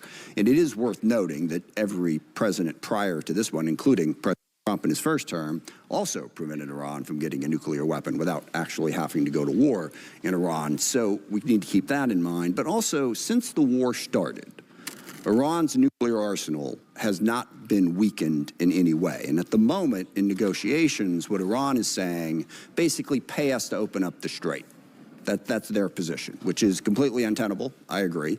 It's worth noting, of course, that the strait was open before the war started. Now we're negotiating to get back to status quo. And Iran's most recent offer is to say, we'll talk about nukes later. So what is the plan to actually turn all of this lethal kinetic action into an improvement in the nuclear situation? Because we haven't gotten there yet. Play it out for us. How does that happen? How does it actually lead to that result?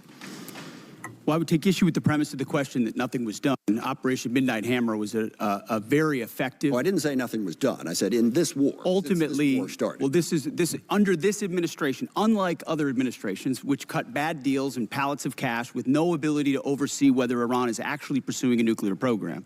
So if we want to litigate JCPOA or the Iran deal, our view, the president's view, is that was a very bad deal. Okay. That gave them a That's bunch the of money past. up front. What's the future? To fund you. Okay. It wasn't, because guess what? You want to know the irony here? First of all, if we're judging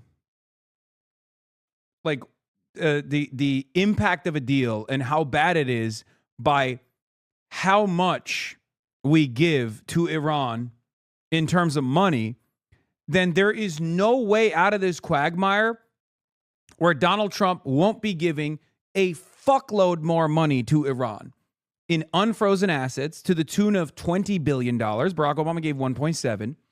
And also on top of that, probably maintaining somewhat of a toll system in the Strait of Hormuz, or at least like maintaining control of the Strait of Hormuz in the hands of Iran, which was not a thing before this war. And on top of that, most likely sanctions relief, and not just, and here's the key part, the sanctions relief that Barack Obama was allowed to do to Iran was sanctions relief for Europe. Donald Trump, being the businessman that he is, Donald Trump being the businessman, I'm a numbers guy, okay? I'm a numbers guy, as you know, Patrick Bet David. Donald Trump is going to do a businessman-style business deal. And in that business deal, Donald Trump is going to allow American businesses to do business in Iran. Okay? Donald Trump is going to allow the American businesses to open up shop in Iran, which is, in my opinion, the smart thing to do. Okay?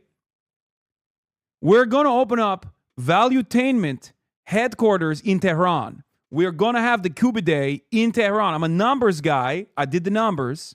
I said, Vinny, show me the numbers, Vinny. I said, ChatGPT, we grok it. We ChatGPT it, the numbers. Lots of Cuba Day to be sold in Tehran. Valuetainment Cuba Day. Am I getting a little bit better? I've been practicing. I've been practicing. I'm not even kidding. So thank you, Mr. President. It's getting a little bit better. Let's grok this really quick. But yeah, that's the confines of the New Deal that will have sanctions relief.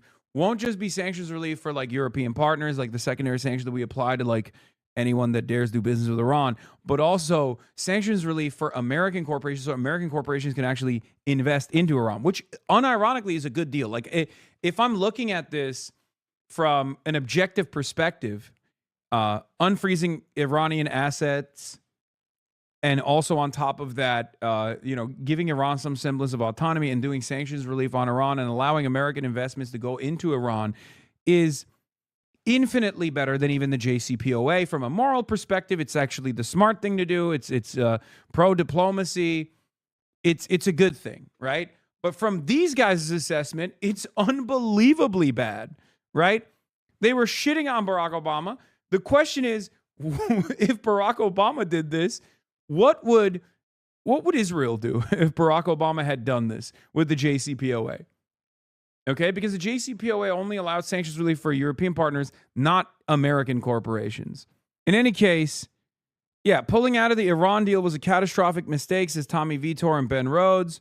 Ben Rhodes says, obviously, pulling out of the Iran deal was a catastrophic decision by Trump, yet that decision got far less media and political scrutiny than the deal itself. Yep, that's true. They're doing paid partnership tweets about you. Someone is paying to make tweets condemning you. That's a chatter, dude. I condemn Hassan Piker. I disavow Hassan Piker. Hassan Piker has no place in the Democratic Party. Hassan Piker needs to be deplatformed. Yeah, that's one of you guys. Okay, 408 Romansky is in here right now. It's not a real paid promotional tweet. Yeah, it's Romansky. He's in here. It's a meme.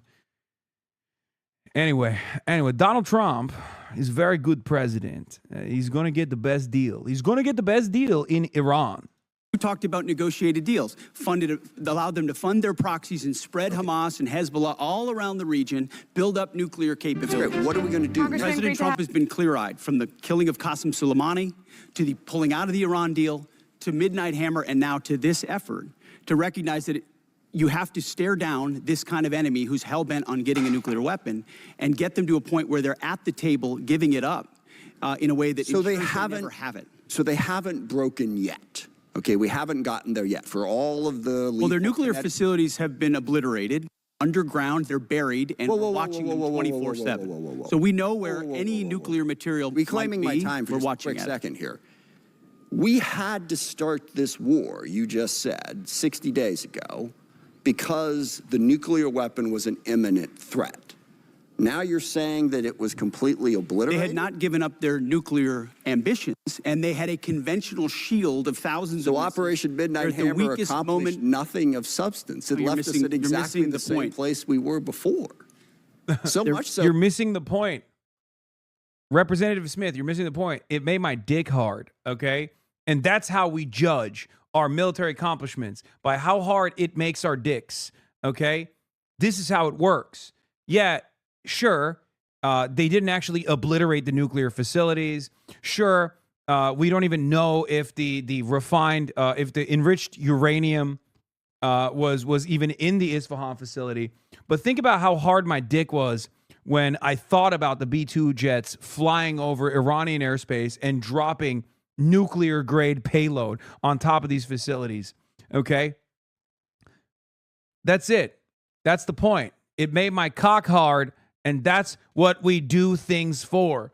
It's clearly for no real it's clearly for no real military objective, right? So what's the other deal? What's the other objective? The objective is my penis rock hard? The answer is yes. Okay? What can it cut? Diamonds. That's right. Hoorah! Give me some fucking celebration crayons right now, sir. Their facilities were bombed and obliterated. Their ambitions continued, and they're building a conventional shield. All right, let me try again. It's the North Korea strategy. You know this very well. The North Korea strategy was use conventional missiles to prevent anybody from challenging them so they could slow walk their way to a weapon. Yeah, also, low-key worked for North Korea. And also, here's a really cool way to avoid all of that. Just don't fucking bomb other countries. Like, there's no need for conventional weapons. There's no need for nuclear weapons if there isn't a fucking imminent threat born out of America constantly trying to meddle in the affairs of other countries. And guess what? For the case of the Democratic People's Republic of Korea, it fucking worked. It was objectively a W, okay? It was a W for them. They were able to develop sovereignty. Guess which country is not being currently bombed? Guess which country's little schoolgirls did not get fucking murdered? North Korea. Okay? President Trump saw Iran at its weakest moment, took an action to ensure, in a way that only the United States of America could do with our Israeli partners, And yet to they ensure their still haven't given conventional up the shield nuclear. was All right. brought One to other heel, which question, we've done. if I could get to it. So on Ukraine, a year plus ago, your advice, the president's advice, was Ukraine had no cards to play. They should go cut the best possible deal they could. Clearly that was wrong. What did you miss? What did you miss about the conflict between Russia and Ukraine that you didn't see that Ukraine was going to be capable of doing what they've done in the last 14 months? What we didn't miss, and we're here in this committee, is that Joe Biden, with no accountability, gave hundreds of billions of dollars of our weapons to Ukraine, to an outcome that never would have happened if President Trump was president. So he pulled out our, you guys don't talk about that. Ultimately, President Trump believes there should be a peace deal between Russia and Ukraine. That serves But you the best didn't interests expect of both Ukraine to parties. be where they're at right now. I'm asking you, just from a strategic Listen, standpoint, what I did think the you miss? Ukrainians have shown great courage, and I appreciate that Europe is now paying for any weapons that we provide. All right, I yield back. Thank you. We must remember that 13 Americans have been killed in action, hundreds wounded, and thousands of civilians killed, including more than 100 school children. The risk of this conflict was foreseeable. I'm certain that the Department of Defense knew that it was likely that in a war with Iran, Iran would create an international economic crisis by blocking the Strait of Hormuz and thus stopping 20% of the world's oil. Was this existential threat considered? Apparently not. During the 60 days of Trump's Iran war, critical munitions have been expended at an alarming rate, depleting magazine levels below what is thought necessary to hold China at bay. It will take years and tens of billions of dollars to restock. You and the President are ever-changing reasons for the war. You have misled the public about the progress of the war, While the military has executed this war with tactical success, the strategy has been an outstanding example of incompetence. This war of choice is a political and economic disaster at every level. Despite the president's promise to lower the cost of living, gas prices are up 40%, and inflation is soaring so much for lowering the cost of living. The president has got himself and America stuck in the quagmire of another war in the Middle East. He's desperately trying to extricate himself from his own mistakes. I hope you appreciate how reckless it is. When I said reckless, feckless, and defeatist of congressional Democrats at the beginning, that came after watching you say the same thing on CNN this morning, a quagmire. My generation served in a quagmire in Iraq and Afghanistan, years and years of... Oh my God, you're such a bitch, dude. Ugh. He's just like such a fucking whiny little baby about this shit too. He's like, oh, you know what's a real quagmire? My generation serving in my generation is getting served a sloppy steak in Iraq. That was a quagmire. Okay, well, you're fucking participating in the new one. Like, what is the complaint currently is coming in the aftermath of the previous quagmires. Okay? The complaint is coming because the previous quagmires took place, okay? And some people have reluctantly, well, they haven't really taken accountability over it, but at least they reluctantly admit that it was a quagmire. So why are we doing a new one? That's the argument. His makeup is on point. I fucking hate Pete Hegseth so much. Of nebulous missions and utopian nation building that led us to nothing. Yeah, as opposed to this, which is, it's sick. We're just like, we're just lasering. We're just fucking lasering from afar little schools, you know? Schools with little schoolgirls in it. That's not a quagmire. It's fucking awesome. We have right now, the way you stain the troops when you tell them 2 months in, Congressman, you should know better. Shame on you. Calling this a quagmire 2 months in. The effort, what they've undertaken, what they've succeeded, the success on the battlefield that could create strategic opportunities, the courage of a president to confront a nuclear Iran, and you call it a quagmire, handing propaganda to our enemies. Shame on you for that statement. And statements like that are reckless to our troops. Don't say I support the troops on one hand, and then a 2-month mission is a quag. Dude. I mean, even from like a pro-hoorah, pro-government, pro-military standpoint, the easiest counter to this is, yeah, I do support the troops, which is why I don't want them to fucking fly and do bombing campaigns over Iranian soil and potentially get bombed back by anti-aircraft defense systems that they keep seemingly fucking pulling out of their asses, and then have to waste another $1 billion on trying to save the 2 pilots that were taken out over Iranian airspace. Here's the greatest way to fucking preserve and protect the troops. Not send them to Iran for no fucking reason. Okay? Like, that's it. Here's a great way to save all of our troops, okay? Stop bombing Iran. Stop sending them on suicide missions with no real military objective in mind, simply to fucking satiate the bloodlust of the Israeli government, okay? So that we can take out and destabilize one of the primary threats to the Greater Israel Project here. Why? Why is the American government and the American military, the most powerful military on the planet, the most expensive military on the planet, being used to do sanitation duty for a country that is the size of fucking New Jersey? Why are we doing their bidding? What the fuck is this conversation? And then you sit there and you talk about how, like, oh, it's fine if people are paying $5,000 extra at the end of the year. The president evidently being influenced by ChatGPT slop being funneled to him by the Israeli lobby groups. Oh my God. Oh my fucking Lord. Ay, what a stupid country we are. That's false equivalation. Who are you cheering for here? That's a false equivalation? And statements like that are reckless to our troops. Don't say I support the troops on one hand, and then a 2-month mission is a quagmire. That's a false equivalation. This guy's job is to speak, by the way. Okay? His previous job was to go on television and speak. Fucking false equivalation. Jesus Christ. Cheering for here? Who are you pulling for? Our troops are doing incredible work. They've done incredible things. Yeah, I'm drinking W vodka in honor of my favorite fucking drunkard rapist, okay? Or the entirety Pete of this Hegseth. mission, and achieved incredible battlefield False successes. correlation. And you sit there and go on TV for your clickbait about quagmires. It undermines the mission. Your hatred for President Trump blinds you to the truth of the success of this mission and the historic stakes that the president is addressing, which the American people support. How is this war going? Do you think we're winning? Militarily on the battlefield, it's been an astounding military success. No, but are we winning the war? Absolutely. Okay, so do you call Iran closing the Strait of Hormuz winning? Well, I would say the blockade that we hold that doesn't allow anything to come in or out of Iranian ports, which Okay, is so always we've blockaded their blockade. So use. they blockaded us, and then we blockaded their blockade. That's like saying, tag, you're it. Or, you know, if President Madison had said, well, the British just burned down Washington, but don't worry, we're going to burn it down as well.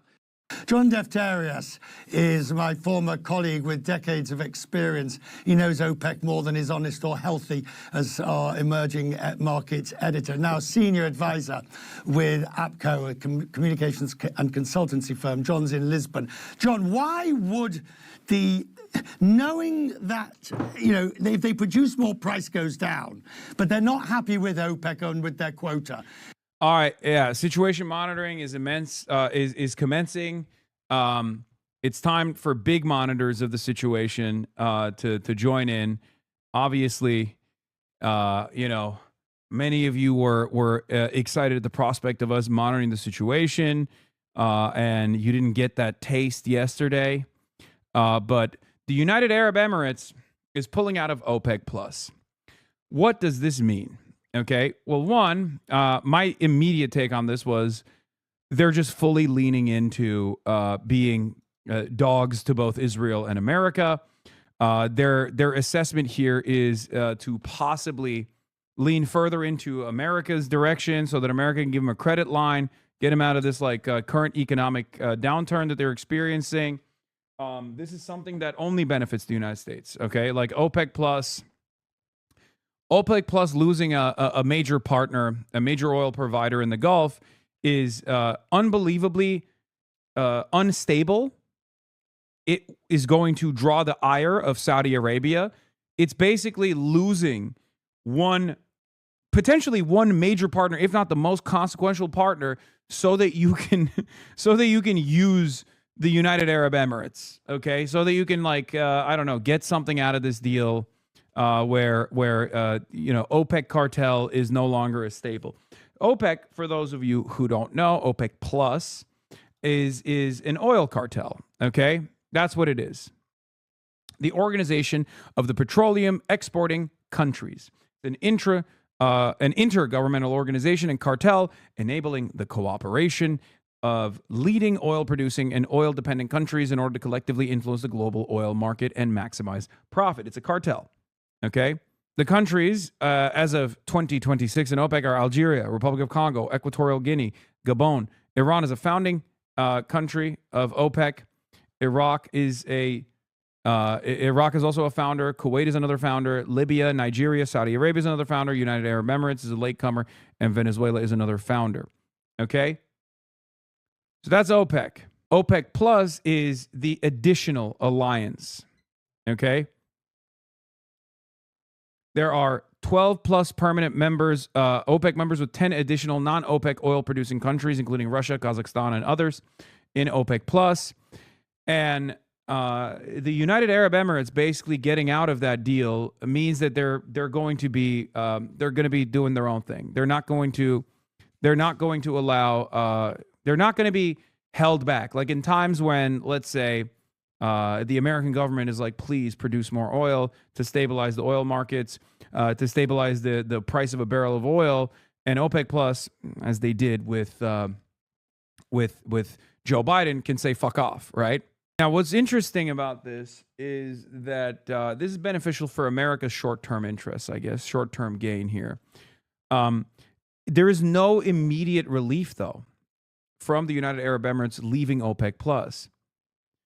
I have to say, I don't think the UAE's decision to leave OPEC is primarily about being able to pump more oil. It's giving the UAE's geopolitical rivalry with the Saudis for influence over the Gulf or wider region. Until this war started, that was the emergent story of the region, and it's unlikely it will reset after the war is over. They still have divergent interests and expansive foreign policy aims. Yes, You're absolutely correct. Especially because there are mechanisms already in place where you can just cheat and produce more oil if you want to. Okay?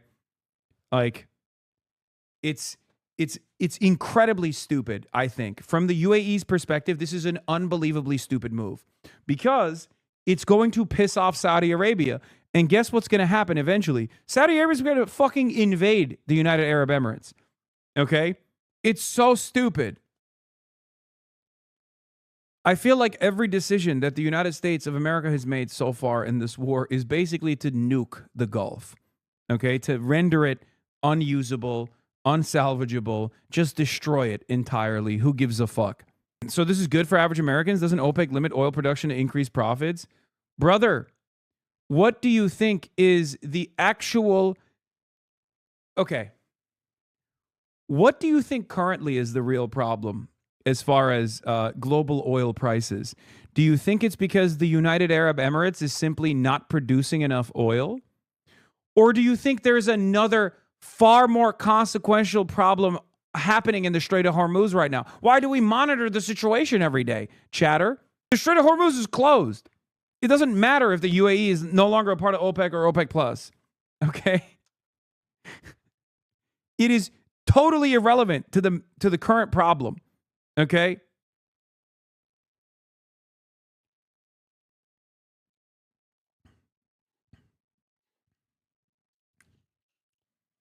The UAE is backing the American horse here, thinking that America will respond in kind, thinking that America will turn the UAE into the Arab version of Israel, right? The Muslim Israel. It's not going to happen. It's an unbelievably stupid decision, in my opinion, because we already know how little America cares about the United Arab Emirates or about any of the other Gulf countries. We have watched these Gulf countries turn the American bases they have into missile sponges and then craters. Okay? That's how little they give a shit about Dubai. That's how little they give a shit about Abu Dhabi. That's how little they give a shit about all of the Emirates. United or not. Okay? So for these fucking dipshits to turn around and be like, oh, well, if we lean even further into America, perhaps they will protect us, is an unbelievably stupid decision to make when all of the evidence so far has shown that they do not give a fuck about you, dog. It's crazy. Why would they do something so destructive to OPEC and in such a fashion like today? I don't think they see it, Richard, as destructive. I spoke to one senior advisor to the UAE in the last 2 hours. He said, let's describe it as strategic. They really don't have a choice, though? Wait, what? Yes, they do. What the fuck are you talking about?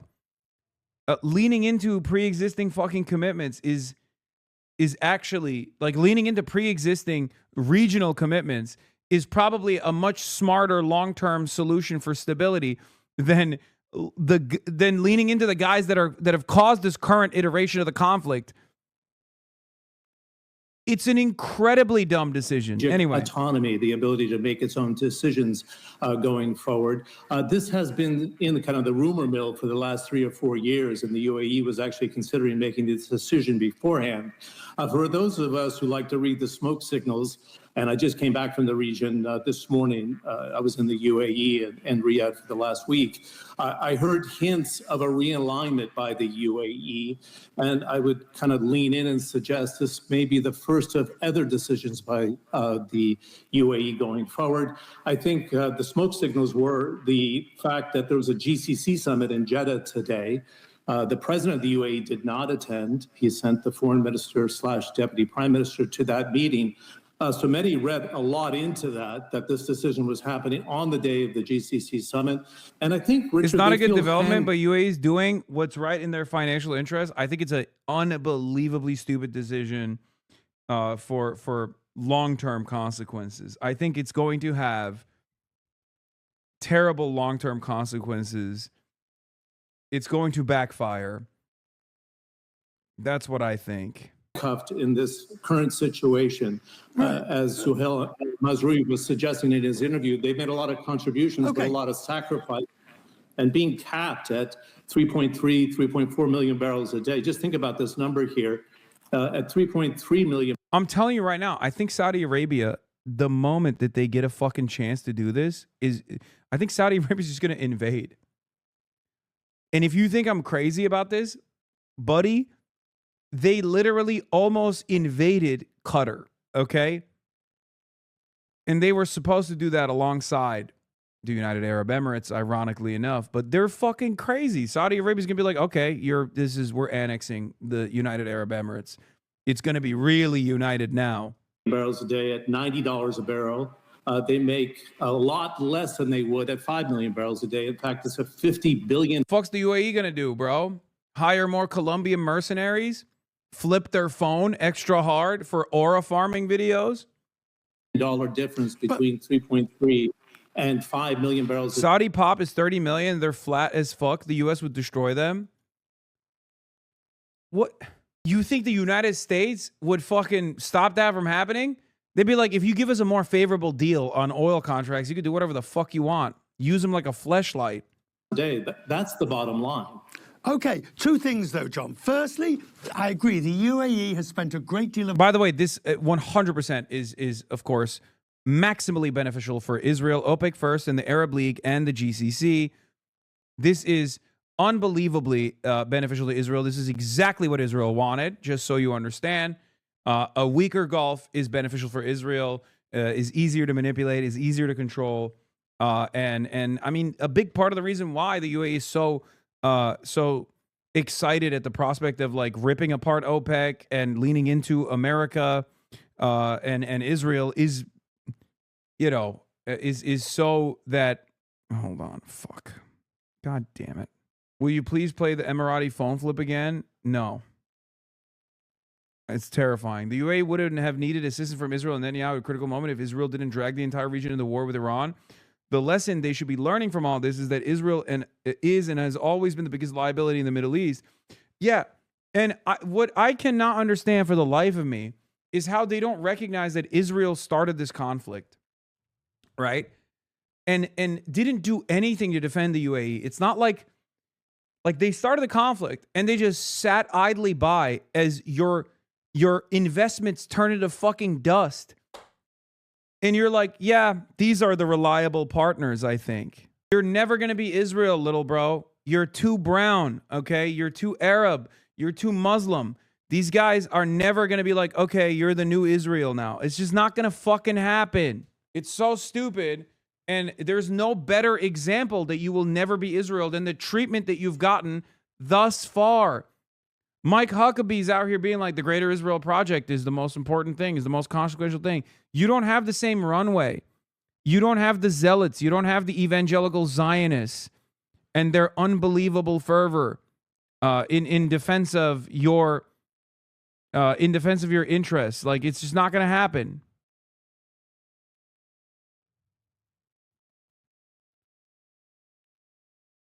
There's no equivalence here.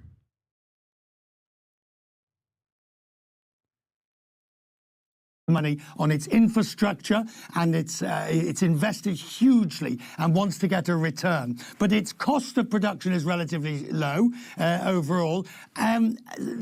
Getting that money back, isn't this about getting market share at the cost of other OPEC members by doing this? But the risk, of course, is that if not a price collapse, you certainly have a downward pressure because of your pumping more. Well, actually, I think this fits into a very interesting discussion about how long oil demand will stay high. Before this conflict that we saw in the Strait of Hormuz, demand was projected at 104 million barrels a day. I think this fits into the category of make hay while the sun is shining, Richard. The UAE sits on about 9% of proven reserves. They see demand holding up for at least till 2040, about 100 million barrels a day. But you see some projections that demand will drop to 80 million barrels a day by 2050. So they're saying, let's front load it right now, have the freedom to do so. And also, Richard, under the CEO, the group CEO of ADNOC, Dr. Sultan Al Jaber, taking instructions from the president of the UAE, They wanted to invest billions of dollars, not only in raw crude and having a trading division, but Scoop, Israel sent Iron Dome system and troops to UAE during war. Yeah, that really worked out.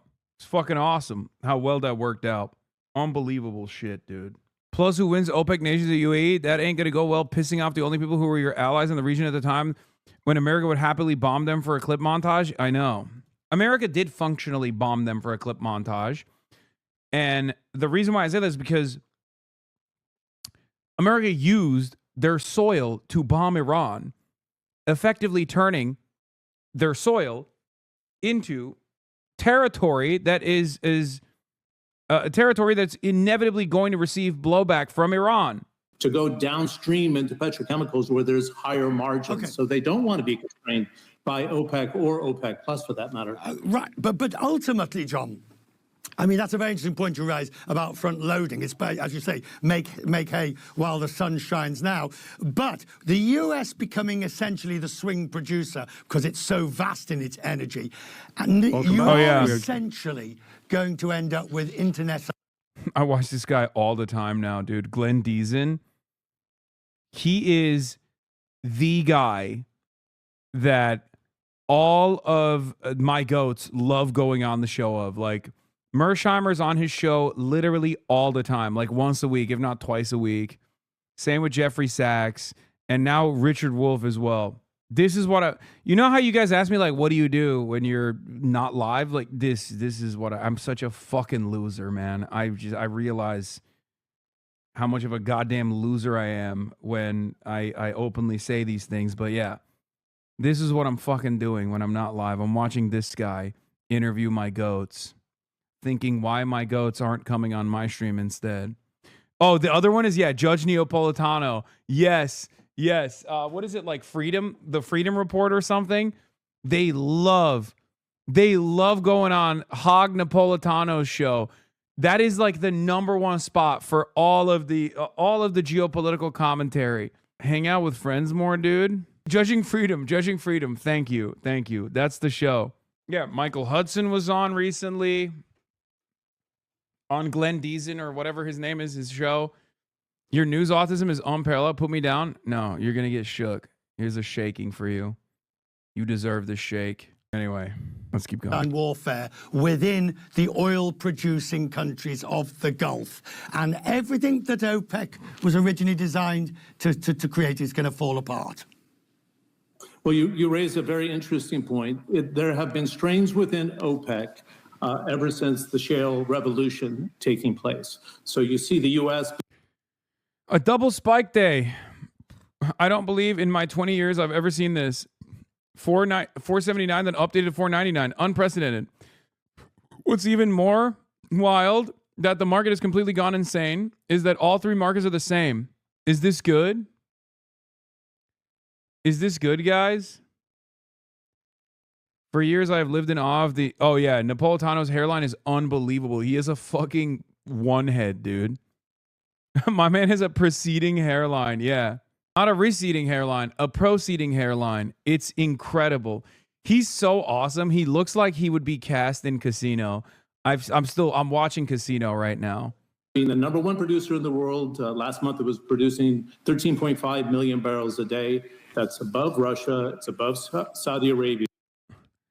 3 days in, no well exploded. We could extend to 30 and live stream the well here. That was the kind of junk advice the U.S. admin gets from people like Scott Bessent, who also pushed the blockade theory and cranked up oil to $120. Next up, 140. The issue isn't the theory, it's the mindset.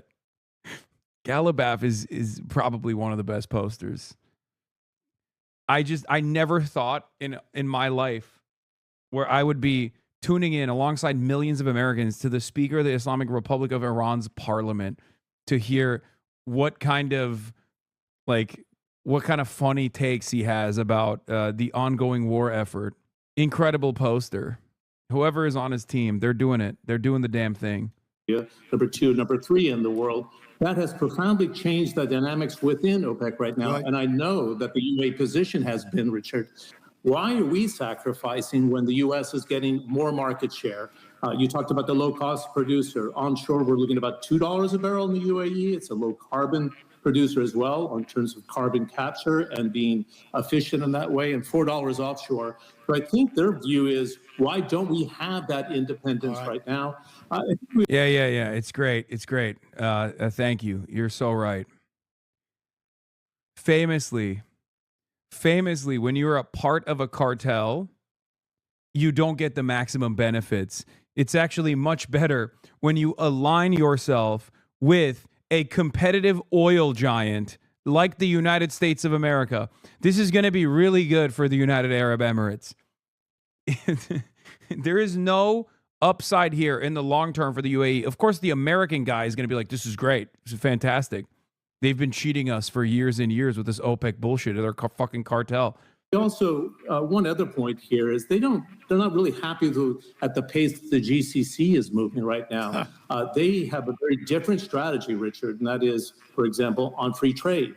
The UAE has signed 36 trade partnerships because the GCC hasn't moved fast enough. So I think both with the GCC and the Arab League, we should start thinking differently of how the UAE sees that relationship and sees its future. That's some of the discussions I've had over the last 7 days. Great. John, good to see you, sir. Thank you very much. So joining me now is Faisal Abbas. He's the editor-in-chief of Arab News. Good morning. Thank you for being with us. Pleasure to be with you, Audie. Thank you. So I think most of us hear about OPEC because it has such a say in the global supply. What does it mean when a country leaves? What can they take advantage of as a result? And does it actually affect the supply for the rest of us? Well, look, to start with, it is, the United Arab Emirates is a sovereign state. It is absolutely their decision. To broadly define what OPEC does, it's a coalition of the willing, if you want. The UAE only gets the benefit if everyone else remains in OPEC and abides by their pumping limits. As long as that happens, they get to sell more oil at higher prices.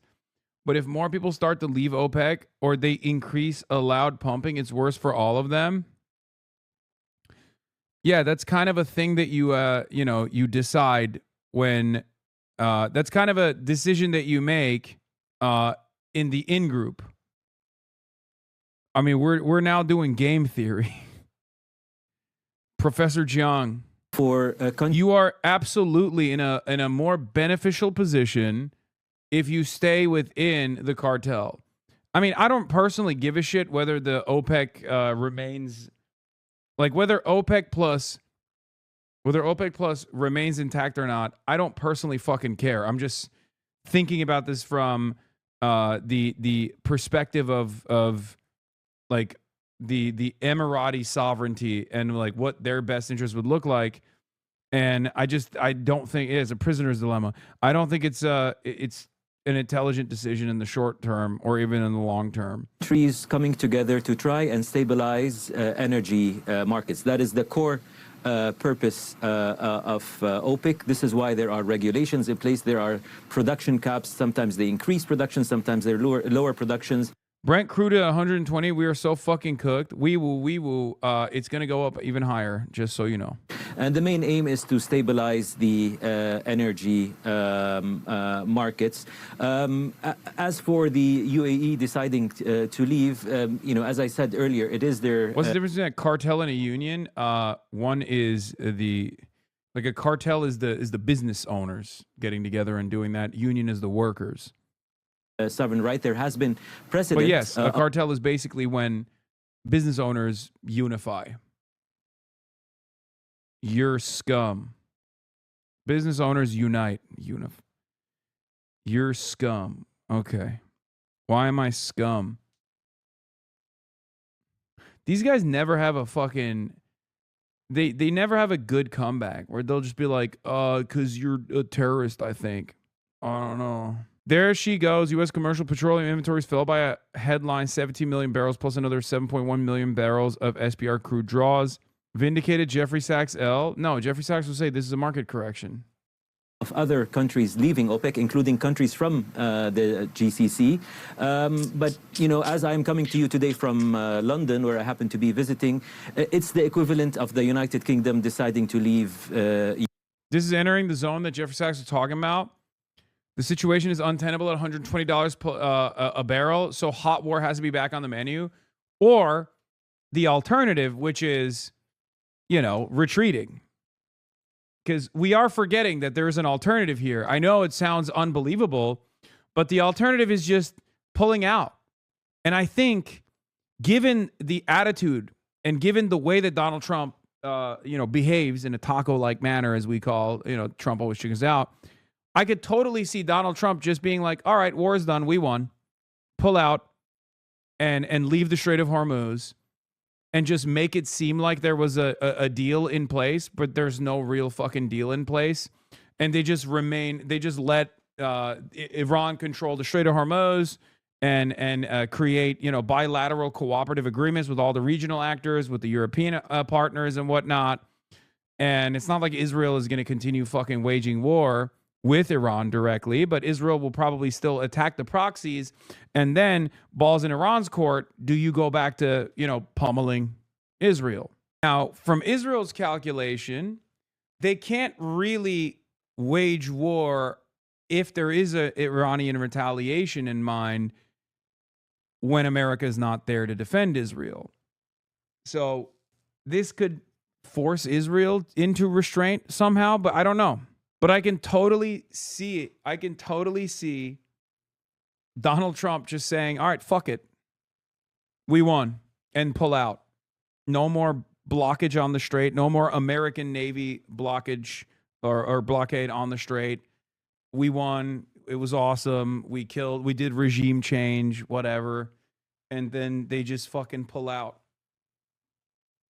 putting Iran in a unique predicament where they are in limbo. They can't get the sanctions relief that they wanted. They have leverage over the Strait of Hormuz, but they don't want to piss off the rest of the world, right? And I think America just says, yeah, we won. It was a big W, actually. And then all the fucking dumbest people in American society turn around and tell you, yeah, we did it. And then the Democrats say, no, we have to wage war with Iran now. Democrats take a fucking pro-Iran war posture because they just don't know how to talk about this issue at all. Rick Scott seen at Mar-a-Lago on his way to beg Trump to jail Hassan. Oh, fuck. Oh, no. Okay, thank God. You were memeing. Jesus Christ. I thought you were being serious. Because if Rick Scott is going to Mar-a-Lago, Trump is going to tweet that I need to be killed or something, just so you know. Some of this rhetoric mainstream to fringe elements now that have now gone mainstream within the left. What would you say about the way we're hearing rhetoric and conversation in politics? Will Cain, who has talked about me every single day, even asks a question to the vice president about me without mentioning my name, luckily. Thank God. Oh, Jesus Christ, dude. What a fucking stupid country this is. Well, I think you said it well, Will. I can't improve upon it, which is that political violence right now is coming not exclusively, but largely from one side of the aisle. The president has now faced 3 serious attempts on his life in just the past year and a half. Of course, Butler, Pennsylvania. There was a situation at Mar-a-Lago that the media didn't really cover. I know he mentioned Kaya. He mentioned Kaya Gate. Now, Trump says Ukraine and Iran wars are maybe on a similar timetable. Oh, no. Oh, no, that means it's forever. That means it's totally forever. But which war do you think ends first? That's an interesting question. Coming from you, that's very interesting. Which war would end first? I don't know. Maybe they're on a similar timetable. I think Ukraine, militarily, they're defeated, okay? You wouldn't know that by reading the fake news, but militarily, look, their Navy. So they had 159 ships. Every ship is right now underwater. Typically, that's pretty good. What do you think, Jared? I mean, it's going to be hard for them to make a naval comeback. Okay, now they have an Air Force. Every one of their planes has been shot down or has been decimated. They have missiles. About 82% are gone. And they have drones, and most of them are gone. Most of the factories are mostly gone. And we have tremendous anti-drone equipment now, between lasers and that new, very special machine gun that knocks them out of the air like flies. And we use bullets instead of $1 million, missiles to knock out a $30,000 drone. So I would say Jared would tell me that with everything you just heard, typically we're in pretty good shape. And in addition, their economy is crashing. Their, as you know, their money, they call it their money. They don't have a name for it. Their money is valueless. They've got inflation that nobody's ever seen before. Other than that, I think they're doing quite well. If you read the New York Times, you'd say they're doing wonderfully because it's fake news. Or if you watch CNN, I mean, you cover it all the time. You think they're doing well. Do you think they're doing well where they have no Navy, no Air Force, no anti-aircraft apparatus, other than what they may have put there? They may have brought in some light stuff during the ceasefire, and we know exactly where it is, so it'll be knocked out within the first 15 minutes. Imagine going to space just to end up a prop for a pedophile. Yeah, it's not the greatest, not the finest moment of our big, beautiful astronauts. I'm gonna be honest. Looks like the Gerald Ford CSG will be leaving the Red Sea in a few days. 2 CSG's carrier strike groups remain in CENTCOM's AOR. U.S. aircraft carrier to leave Mideast, reducing military might amid Iran war. Okay, yeah, no, I think it's the funniest possible option might happen, which is they just pull out. They just fuck off. We're just going to fuck off. And we're like, yep, we won. Trump flax massaging their Axios towel boy for the next Iran deal is near drop. Hassan, we won. It's over. It's over. It's over. We won. We won. We won so good.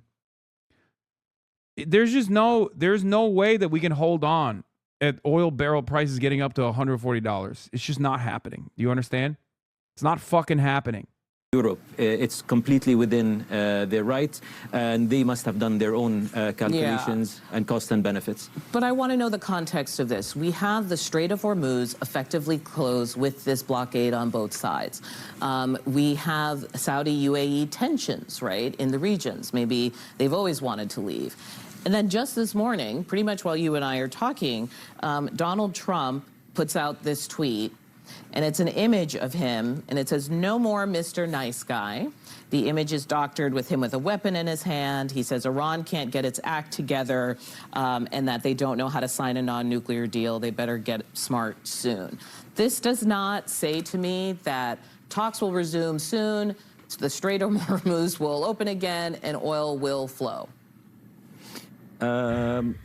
Well, I mean, allow me to unpack that. There's a lot there. First of all, you're rightly pointing out that some people might be reading that there is possibly geopolitical tensions behind the decision of the UAE leaving.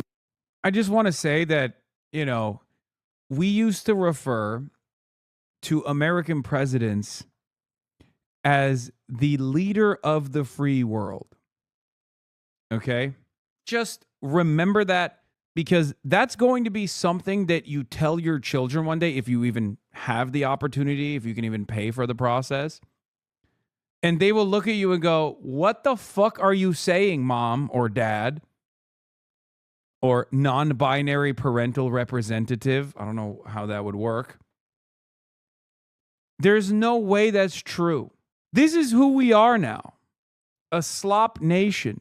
Except they'll say it like this, okay? They'll say it like this. Hold on, okay? They'll say this as well. "You mean to tell me the world was run by America? Question mark.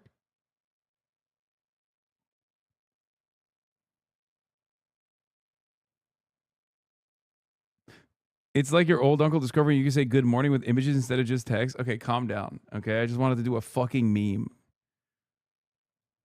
As I said earlier, it's purely a mathematical economic decision, and unsurprising given the post-war economy many Gulf countries now have to face. In fact, President Trump just a few days ago is on the record saying that the U.S. is considering offering the UAE financial support. There's been talks about currency swap between the Emirati dirham and the U.S.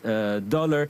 This is not surprising that the UAE wants now to make. This is what the Roman consuls used to do when they were losing a war. Pack up, go back to Rome, declare victory. Still, even if there are no immediate consequences, eventually Hannibal crosses the Alps, and then you're screwed. Yeah, except they used to be able to get away with that when information didn't travel in real time. Okay.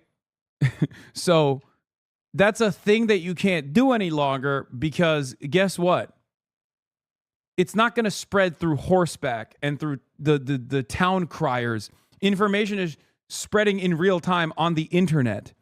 So when you come back and you say, "Oh yeah, we fucking totally won," like that, by the way, the speed in which information transmits is part of the reason why empires also come and go at a faster pace. I'm not even joking when I say this. This is a big part of the reason why we will most likely never see another empire that had prominence and dominated for as long as the Roman Empire did. Even the death of the Roman Empire came through multiple centuries. The death of the American Empire will happen in a decade. I'm not saying it'll happen in this decade. I'm just saying, like, we might be in it already. I think we are in it already. But that process will not take centuries. That process will not even take 1 century. When information travels faster, people figure it out way faster as well. Decisions to help reshape its economy. 2 factors are at play here. One, as you've alluded and we've seen in the clip earlier, there's been a shortage or a limitation of the ability of Gulf countries to export oil. The UAE produces around 5 million barrels a day. That's a lot to be held, to be constrained or to be held. The other fact is, like all Gulf countries, there has been a decision that no cost or effort should be spared in protecting citizens. So you don't think the American Empire, America will be dominating in 10 years? I don't know, man. The EU won't allow that to happen. The EU has no motion, okay? And the EU has no motion because of us anyway. Like, what are we talking about? We are the reason for the European Union being destroyed, being powerless. And that meant, a decision to fire $4 million Patriot missile or $2 million Tomahawk missiles to bring down $20,000 Iranian drones every time they were fired, because the priority was to protect citizens and residents, not to mention the impact on tourism and business. So it's only natural for countries to take corrective measures or take measures that it is in their best interest to help rebuild their economy in such circumstances. Well, we'll see what that means for the cartel and therefore for global production. Thank you for this context, Faisal. Thanks so much. Day 61 of the war. And the standoff between the United States and Iran continues over whether they will engage in meaningful peace talks anytime soon.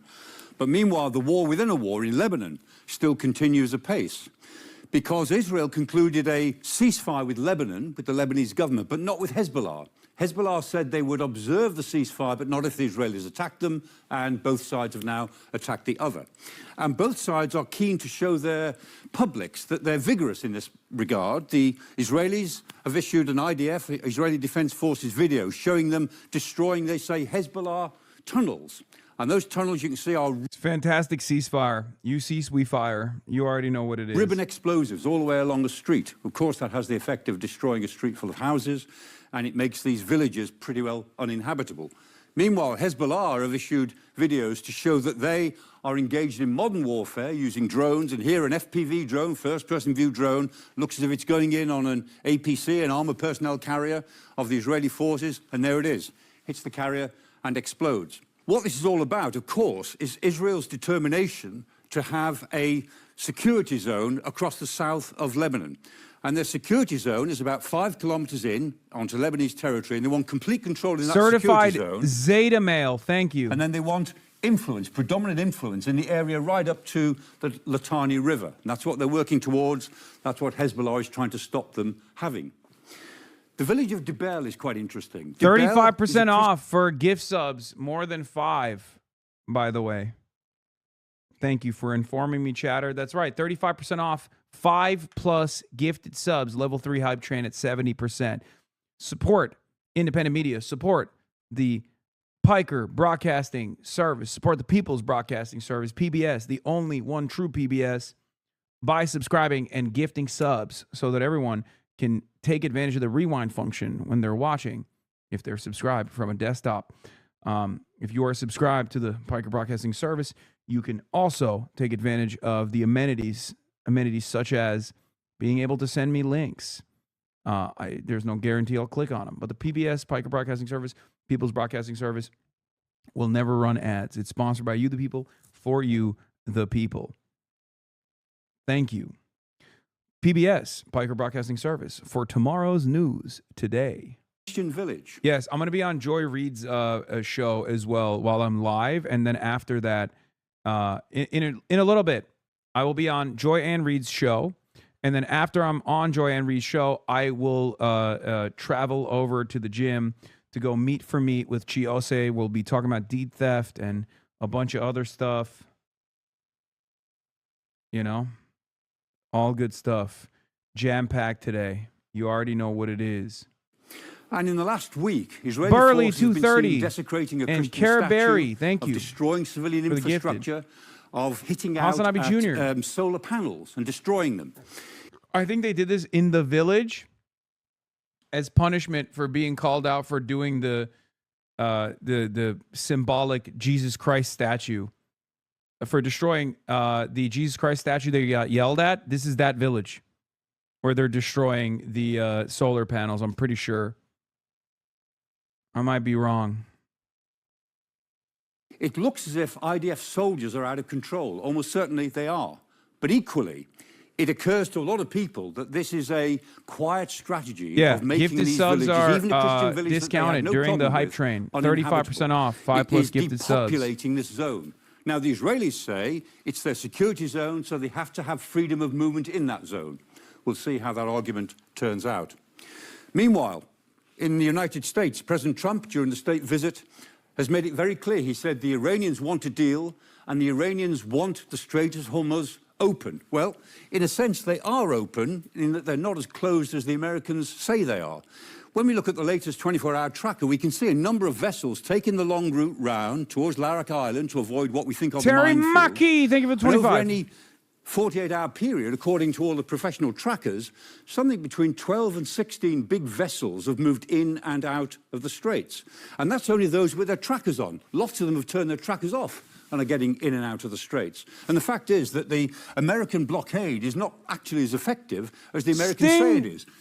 Stingray JM with 100 bones. God damn. Because American the anti-corporatist, forces thank you, are actually 300 miles away in the Arabian Sea. And so although they can see what's going on...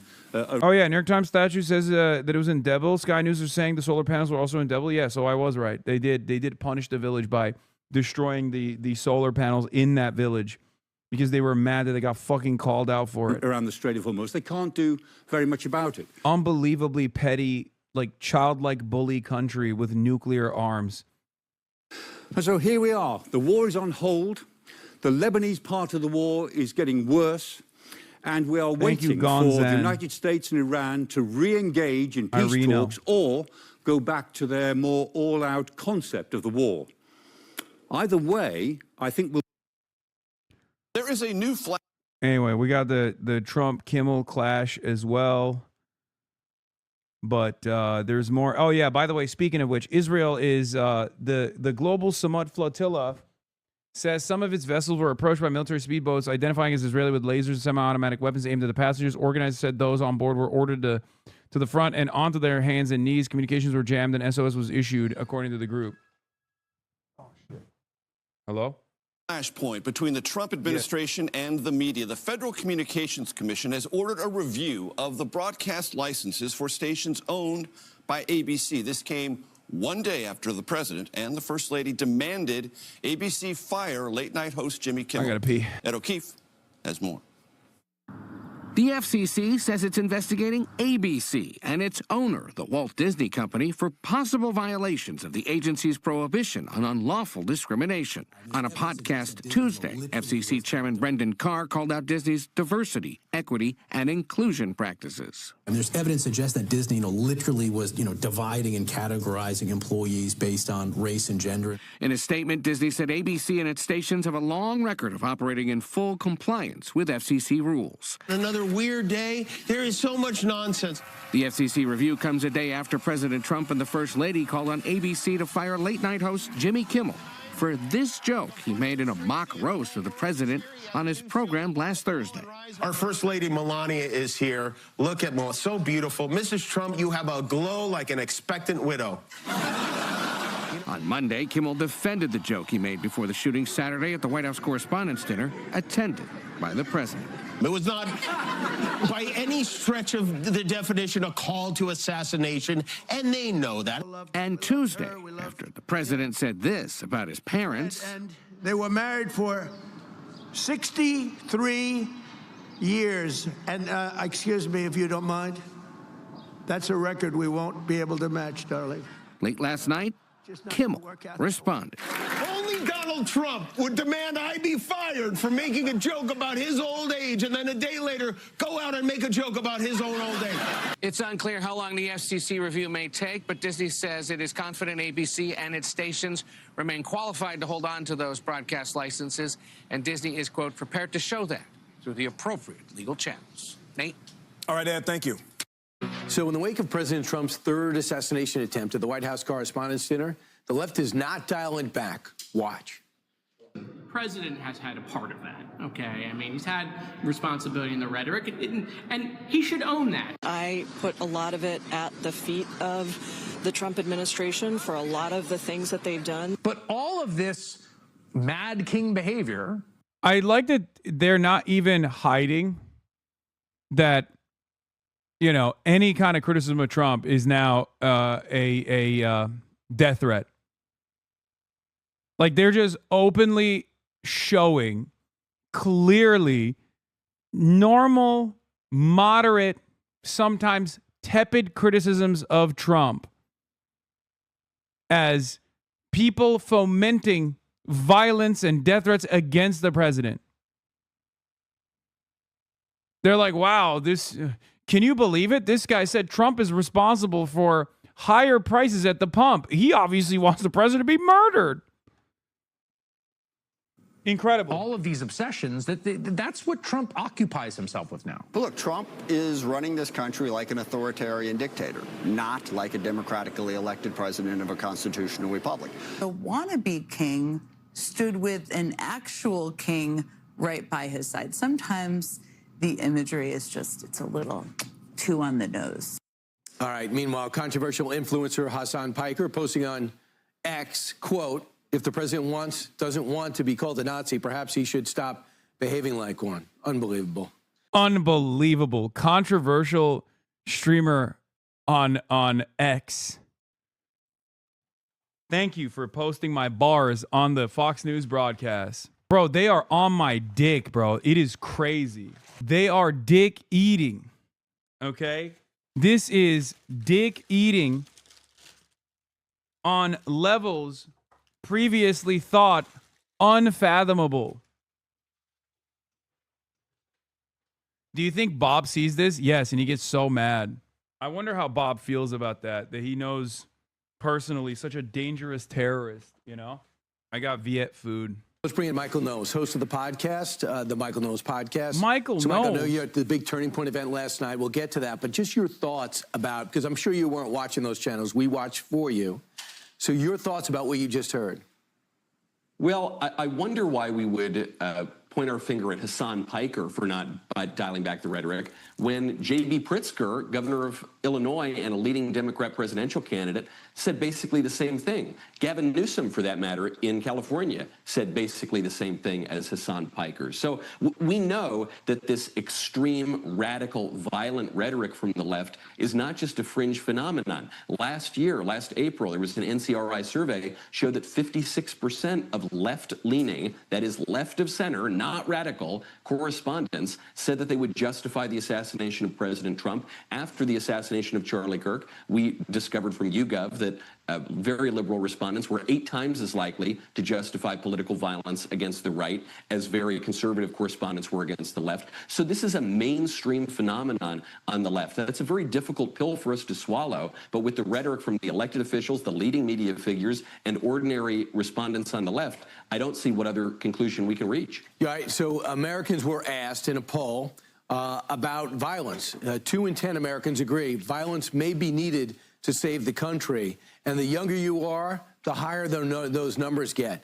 So between the rhetoric not slowing down and the sentiment being seen in those numbers, I'm not optimistic it's going to be a quiet year. Certainly not. You just look at the midterm candidates, the congressmen, the senators. You mentioned Hassan Piker, this streamer who has called for the murder of Republican senators, who has been overt in his calls for violence against conservatives. He's campaigning with these guys. And so there's really no distinction in the Democrat Party. In fact, you heard this yesterday on NPR. The host and the guest were analyzing the White House Correspondents' Dinner shooter. And they said, you know, looking at his posts, his rhetoric isn't all that radical. That is to say, he sounds a lot like us. And that is a damning and stunning conclusion. But I think it's an accurate one. How about, Michael, that they didn't realize it? Like they didn't realize the foul. No, they do. Why would they? See, that's the difference between NPR and Fox News. No matter how fucking biased NPR might be on certain issues like foreign policy related, they're still going to do proper analysis, even if it makes them look bad. Something that, you know, Fox News is never going to fucking do in a million years. Of their words. I suppose that amid all of their blather, all of their incessant hyperbolic rhetoric, they've never heard their own words and the language that they only continue to ratchet up. Yeah, so let's talk about last night. The place was packed. Your thoughts. You've been to so many of these events before. You've been one of the stalwarts, especially since Charlie's assassination. Tell me about the mood. It was so encouraging here in Moscow, Idaho. The venue, which was the biggest venue we could find, was absolutely packed. I'm sorry to say we had to turn 1,000 people away, over 1,000 people at the door, some of whom we were able to meet outside the venue. The kids in the room were so unbelievably dialed in, focused, serious.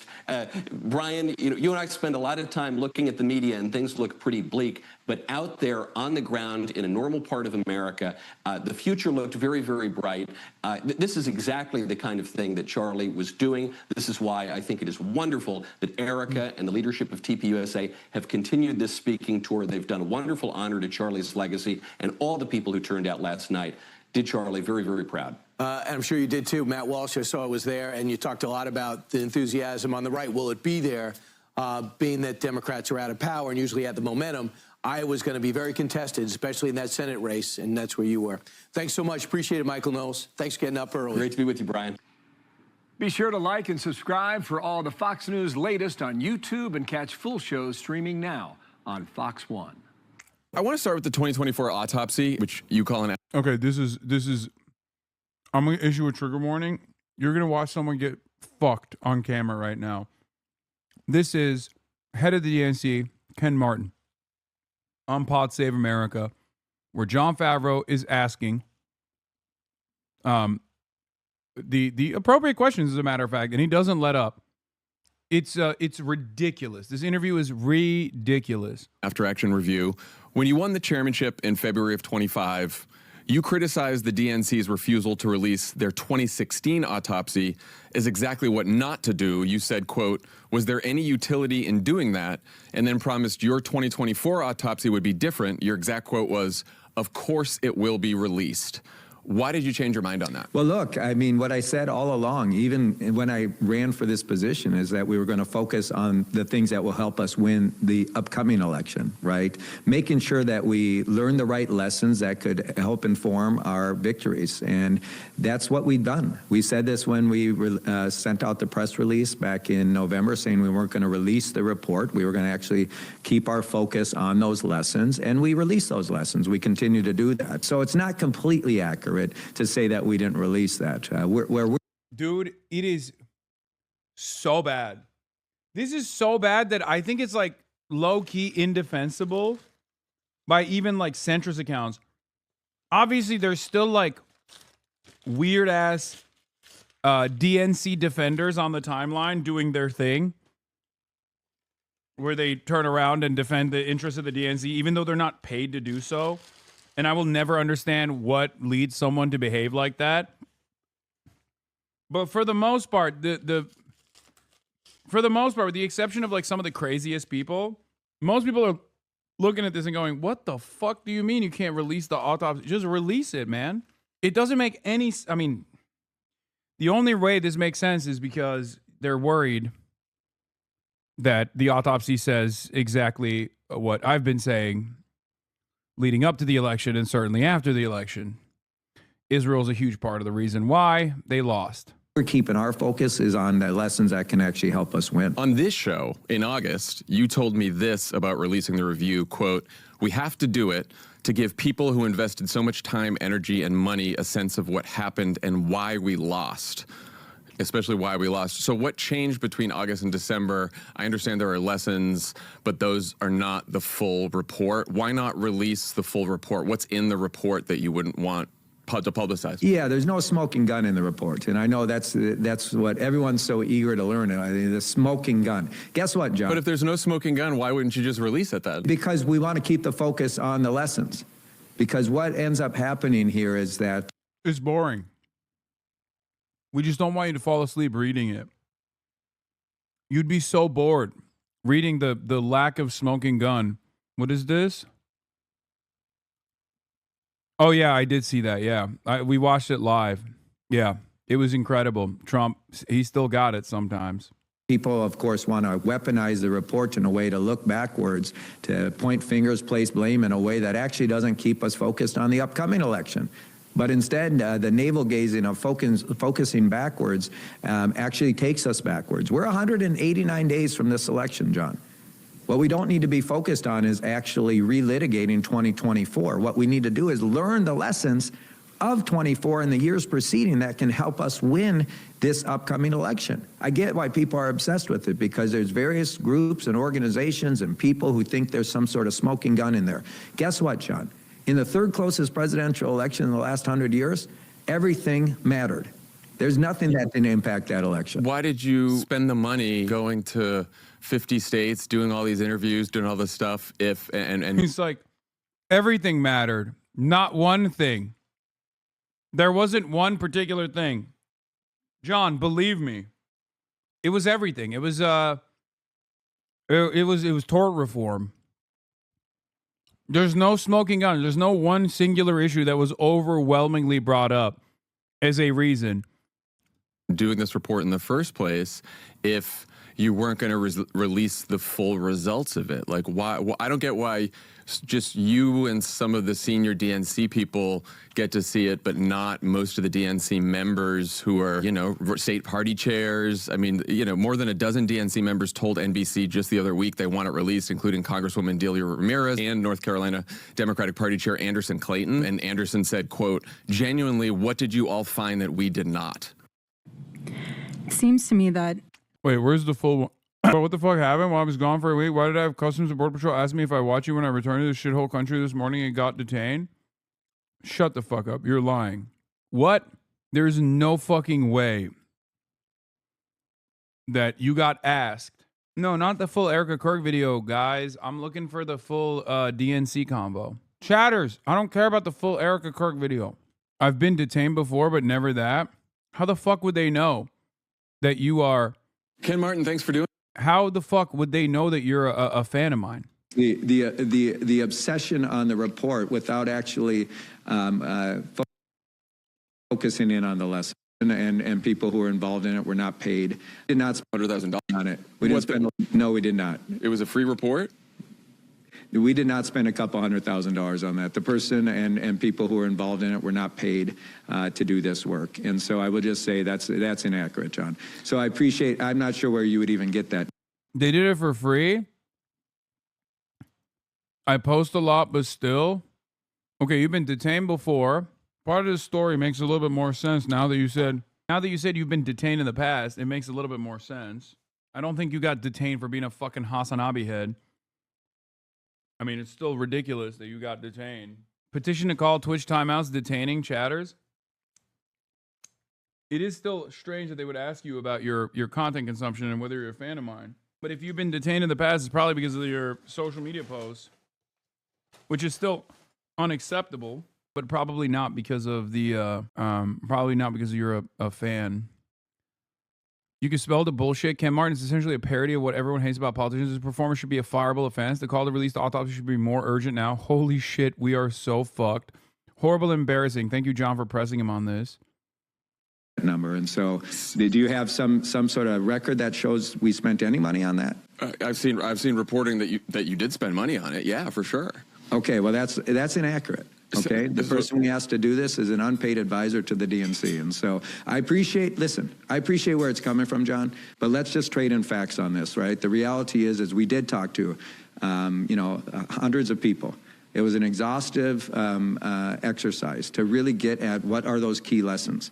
And I want to be very clear. There's nothing that changed from what I said on the campaign trail to now, which is except for the fact that you said you were going to release the autopsy and that it would be a mistake not to release the autopsy and that it would be stupid not to release the autopsy.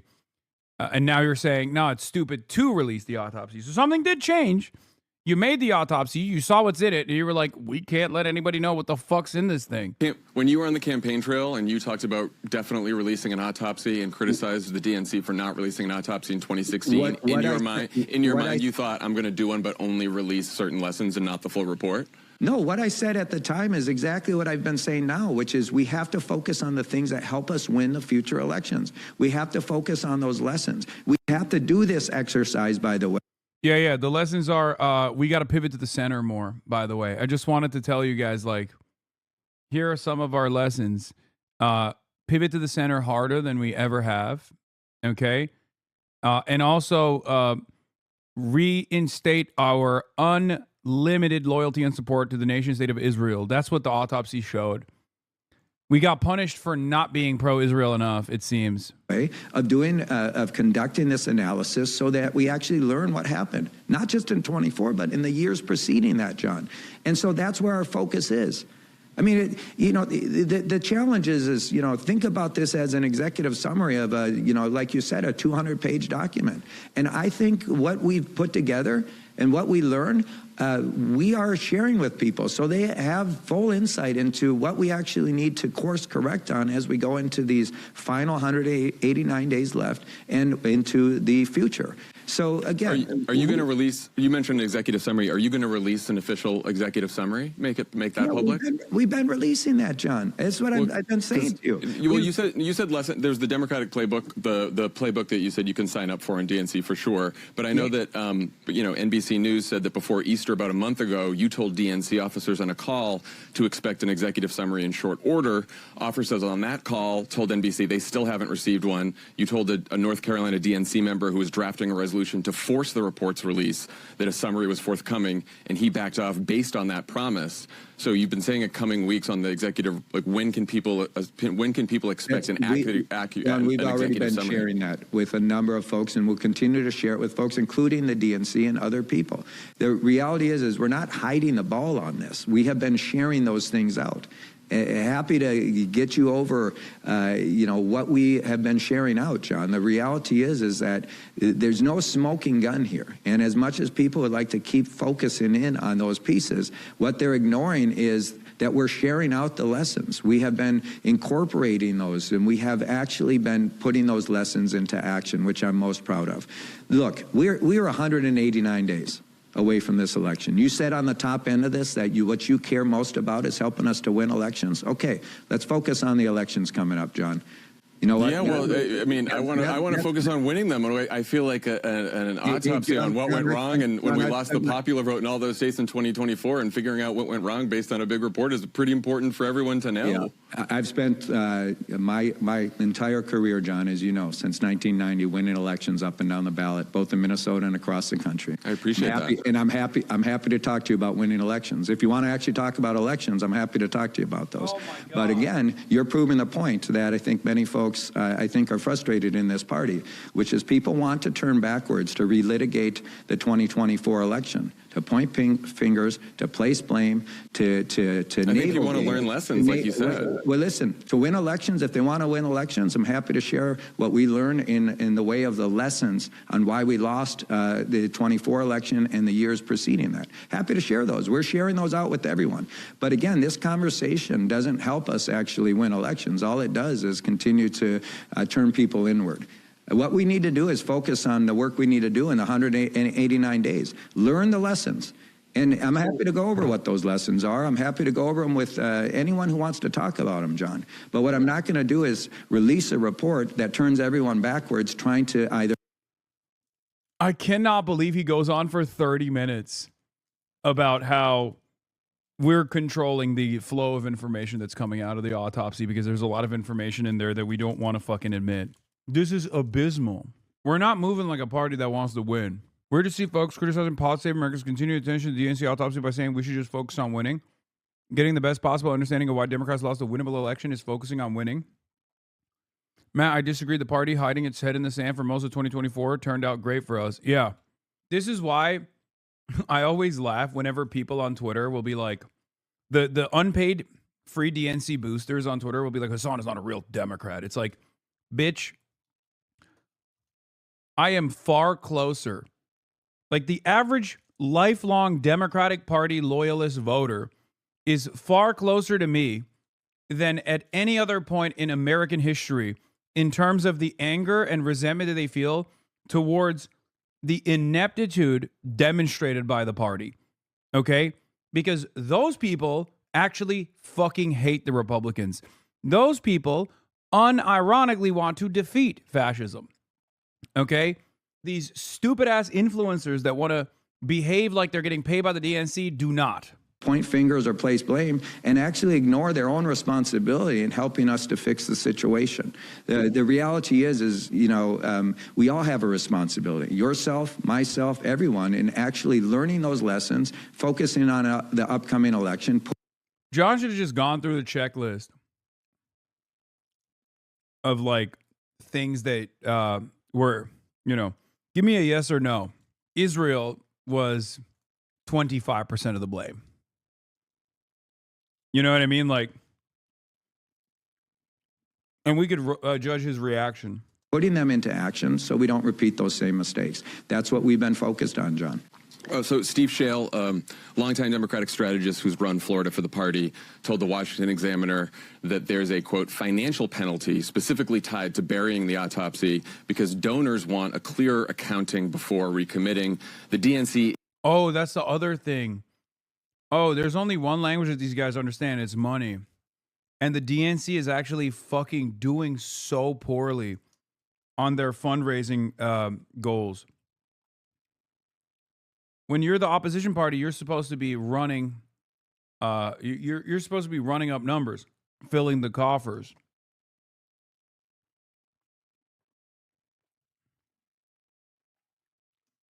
And people just don't want to give money to the DNC. Is entering April with negative net cash on hand. So even on your own, you know, standard of does this help us win, is it possible that the autopsy decision is actually costing you the money you need to win? That's just inaccurate, John. And I'm sure you follow the campaign finance reports like I do. We raised $105 million in 2025. A record amount of money for the first year. You're not have negative cash on hand right now. You don't have debt that's made a negative cash on hand. But we do have debt, John, and that's because I took out a loan last year to make sure we can make deep investments. You know what we've been doing, John? We've raised a record amount of. Oh my God, they're so incompetent. Oh my God. Oh my God. They're so fucking unbelievably incompetent, bro. Oh my God, they're running up the fucking tab to do what? What do you have to show for it, dude? I didn't even think about this. Like the DNC taking out loans to do what exactly? What has been solid so far with the performance of the Democratic Party, the National Democratic Party? Brother, my congressional district really needs you. We have a Zoran adjacent politician named Jamie Belcito, who's currently running behind a Pete Buttigieg-backed establishment candidate. But we could really use someone like you in the community to bolster the campaign. Is there anything we can do? I mean, I'll look at the candidate. What happened to all the fucking money we gave to Kamala Harris? Dude, they burned through that. They melted that shit. That shit's gone. It's just, look at John's face. Dude, imagine Imagine melting $1 billion on fire and still losing, and not only losing, but like losing the popular vote. And then these guys still have the audacity to fucking complain about like people in their left flank or something. How much of the Harris campaign was a scam? Campaign squandered a whole lot of money and made plenty of people rich. Parts of the Democratic operation seem like a multi-level marketing scheme. It's a slush fund for the homies, by the way. That's what it is. The consulting fees are incredible. Like, in some ways, I understand why there's so many fucking consultants that yell at me. Because, like, they have it pretty sweet. As long as they keep the Democratic Party's strategy intact, they can keep reliably justifying $200,000 salaries, you know, all this money. Forcing the money to funnel through like ad buys and things like that. You know, you develop decent relationships that way. It's all a fucking scam. And then along the way, someone comes in and has no way to control this person, me, right? I come in and I'm like, no, I don't fuck with this candidate. I like this candidate instead. And now I'm demanding that those candidates are not corporate sponsored. They're not corporate stooges. All of a sudden, and on top of that, like they're you know, not using me as like a consultant. Obviously, they still have their own consultants. They still have their campaign advisors and staffers and whatnot. But it's a very different type of staffer. All of a sudden, a lot of these consultants lose their motion, lose their grip of power within the party ecosystem. And that means they might not be able to get these incredible salaries. So yeah, I'm fucking up the bag for a lot of people. Money, $105 million. It's the most raised for the first year chair of any DNC chair in the history of this party. And you know what's great? You know what's great about it? We raised in 2017, which is an analogous year, a year right after a presidential loss. Tom Perez raised $40 million less than what we raised this year. Right, he didn't have the debt that you guys have. Yes, he did. He had $76 million in debt. And so my point to you is this, John, okay? I mean, we can trade in all of this, but let's actually trade in facts. $105 million was raised. $85 million of it came from grassroots donors, which is a record amount of grassroots donations raised in the history of the Democratic Party. That shows the energy that's out there. The average contribution is $51, by the way, John. And, you know, we raised more than any of the other committees last year. The DS, the DCCC, and I will just tell you this, all of the Republican committees raised more than the DNC. And so that's just a reality of coming out of a year when you lose the presidential election, when you're the party that's out of power. Of course, you're going to not raise as much money as the Republicans. But to suggest that we're not raising money is inaccurate. We raised $32 million. We raised $32 million in the first quarter. But what we're doing that's a little different, John, is we're spending it. We're raising it and we're spending it. Because one of the lessons we learned... I can't... Okay, listen. I don't know what it is, but there's something about the way he communicates that's so unbelievably annoying. I don't know why. It just comes across as so insincere. I don't know if it's the accent. I don't know if it's like, well, you see, John, like he keeps making it seem like he's agreeing with Jon Favreau, only to vehemently disagree with him, but never changing his tone at all.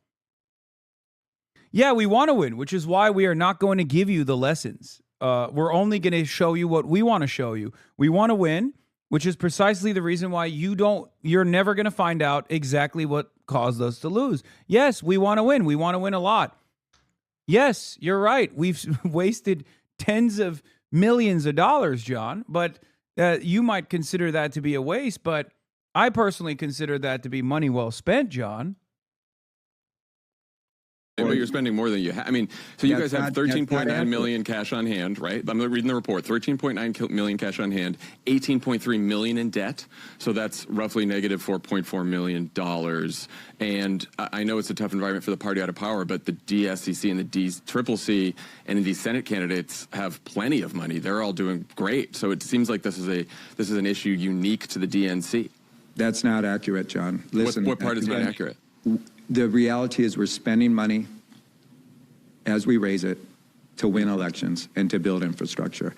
We have invested significant amounts of money, record investments in Virginia and New Jersey, investments in Mississippi in their state legislative races to help them flip the state's, the Republican supermajority in their state legislature, investments in the Miami mayoral race to help us win a Democratic elected mayor in the first time in 30 years, investments in the PSC races in Georgia to help us win the first two non-federal elected races, statewide races in 20 years in their history. Investments throughout the country. The Republican National Committee entered April with $117 million on hand. The Democratic National Committee entered April with negative $4.4 million on hand, inclusive of debts. Clown show, dude. There have been significant flips. I know this because all of my haters who are free DNC advertisers love talking about, like, I don't know, the fucking constable in Georgia 17 or whatever used to be a Republican for 78 years and now it's a Democrat. Like, they love doing that shit. They're like, oh, duh, what do you mean? Oh, anytime someone wins like a super low level local election, I hear about it in my replies because people are like, "Oh, I'm sorry. Why aren't you bringing up the fact that the comptroller in Terre Haute, Indiana is a blue dog Democrat actually? Why is this not motivating you? Oh, did he come on your stream? Did he come on your broadcast, the win comptroller in Terre Haute, Indiana? No, I didn't think so." It's like, well, I'm glad that this is like, I'm glad that the enmity towards the Republican Fascist Party has translated to some electoral victories, but like, everyone is trying to fucking do their best here. It's so funny. Like, they do what Ken is doing here. Okay. Straight up.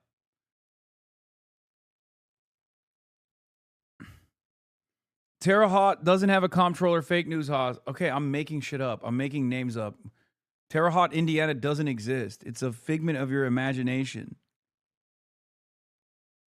Okay, it's a city most famous for having a prison in it, right? Isn't that what Terre Haute is? Terre Haute. I know, Haute, not hot. Up and down the ballot, and investments in infrastructure, including the largest investments ever in a 50-state party strategy, where we're making the biggest investments in building out the infrastructure of our state and local party committees. One of the lessons we learned, by the way, John, from the last election is that we waited too long to spend money. In fact, the Republican Party, starting in 2020, right after Biden won that race, the Democratic Party packed up the campaign infrastructure. Trump and the Republicans kept going. They kept spending money. They kept organizing. They kept communicating with voters. We did not. And as a result, they had a 3.5-year-long head start and going into the 2024 election. We had 10 million Democrats who actually chose the couch instead of voting in 2024. And part of the reason why is... Okay, why? How? Why did that happen? If only there was an autopsy that looked at exactly why and how that happened. If only we could have access to this secret information and make up our own damn minds. I mean, this should be a moment of vindication for the DNC if their strategy was so profound and that they just simply didn't go hard enough. They didn't pivot hard enough to the right, right? If the DNC has that information, right? If they didn't go pro-Israel enough, if they weren't like seen as being sufficiently pro-genocide, I feel like they would probably reveal that autopsy result, right? Oh, we looked at the autopsy and we found out that the big problem was the people were demanding more Liz Cheney. Okay? The people were demanding more Liz Cheney. People were throwing their bras on stage when Liz Cheney was coming up. Okay, they were demanding Dick Cheney. They didn't want just Liz. They wanted Dick and Liz. Okay? Turns out that's what they were demanding. That's what the autopsy showed. Can't show you. Cannot show you the autopsy. I really want to, but I can't. But that's what it says. Okay? It says the people were like $50,000 in tax credits for small businesses that start up in underserved neighborhoods. Well, golly, my mother was a small business, just like Kamala Harris's mother was. Wow. If only I could hear more about how Kamala Harris was a fucking small business. That's what I needed to hear more. That's why I didn't vote. Okay? Is that what the autopsy showed? Because if that's the autopsy, if that is what the autopsy showed, you probably would have no issues revealing that, right? You'd probably release it immediately. Be like, see, we told you. We didn't pivot right enough. We didn't go hard enough.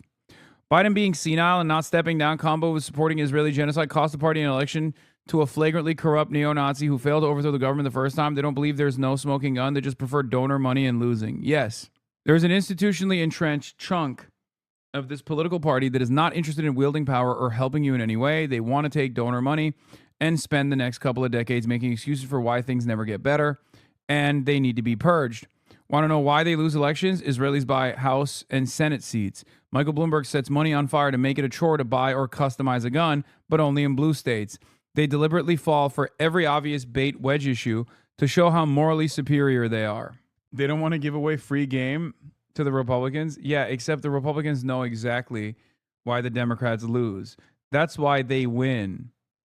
Okay? That's why they won, and that's why they continue to win, even though their fucking policies are so unbelievably toxic and so unbelievably backwards that people, and there's been polling on this, people that vote Republican don't believe the impact of the Republican legislative agenda. When asked about certain policies and once implemented, the impact of said policies, they go, no, that's not real.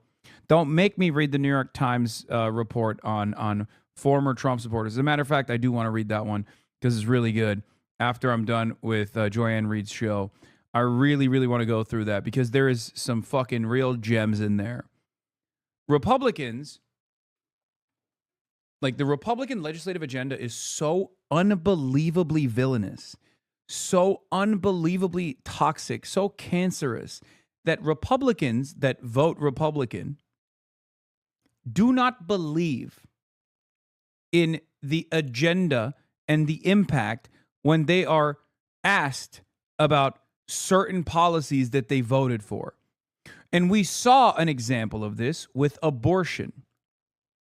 For years, they said abortion is murder. For years, they said we have to restrict female bodily autonomy in this country. They didn't use those terms. They just said abortion is murder, and we have to stop this murder from taking place. And we saw exactly what happened in those red states one by one. They rolled back the abortion protections that existed, and then people voted in ballot measures to democratically reinstate female bodily autonomy. Okay? Piece by piece all around the country. So we know this to be true. We knew this to be true when the Democrats were running for president. So why the fuck do you still lose to the Republicans? It's because the Democrats simply don't want to win. Or if they win, they want to win on their own terms. If they lose on their own terms, that's still fine as long as they maintain the terms. Okay? If it meant that they would have to forego unlimited corporate sponsorships from the for-profit healthcare industry by pushing forward unilaterally or universally Medicare for all is the forefront of their campaigning, something that the base is demanding, something that independents want, something that Republicans would benefit from. If they were to do that, then Aetna and Blue Cross Blue Shield and all these other companies would no longer give them money. God forbid, they might even spend against them. Same with Israel, same with AIPAC. And they can't do that. So they'd rather fucking lose over and over again. And that's, in many respects, what Ken Martin's job is. It is to maintain this position. Look, every so often, frequently, I see a voter articulate their rationale in such a way that makes me want to smash a bottle of whiskey across my head. Yeah, I thought it was helping us get and save more money with taxes. I thought that they would get rid of the taxes so we would get our full paycheck instead of just half of it. We lost to that. Like, that guy is easy to fucking talk to, okay? That lady is easy to talk to. Just tell him you're going to give her health care. That's it, man. That's fucking it. That's it. Oh, God. Because we weren't communicating with them early and often. What did the Democratic Party decide last year to start doing? We have our local listener program that's already engaging through year-round organizing those voters who dropped off in 2024. You have to spend money to win elections. And one of the lessons we learned is if we wait. Now, look, I know you came up in a certain time and day in politics, but the old conventional wisdom, John, it doesn't fly anymore. The old conventional wisdom is that you waited to make investments until the final 3 months of the election because that's when people were paying attention. Well, guess what? That's bullshit. It's shown. We have to start early. We have to build that infrastructure. We have to flex that muscle early of having conversations with voters so that we actually position ourselves to win.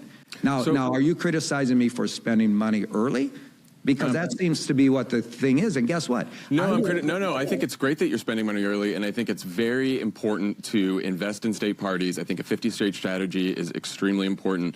But we're talking about two different things. We're talking about spending money and raising money, and you raised $11.4 million in March. The RNC raised double that in March. And so if you're going to spend that much money, obviously you have to also raise the money too, because otherwise the difference between investment and just outrunning your costs and taking out a loan because of that doesn't seem like much of a difference to me.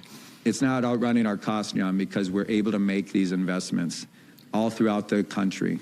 What are these investments, man? It's kind of funny that Israel just announced around $730 million in Hasbara funding to try and sway the minds of these exact people, and it will not work. Yeah, that was also unbelievable. I saw these pieces. People just straight up saying, I think Israel is the reason for instability in the region. These are Trump voters, chat. Some of them, many of them, former Trump voters, or some of them, Trump skeptic former Trump voters. Incredible stuff. Anyway, I got to talk to Joyanne Reed right now. Damn, this guy's good.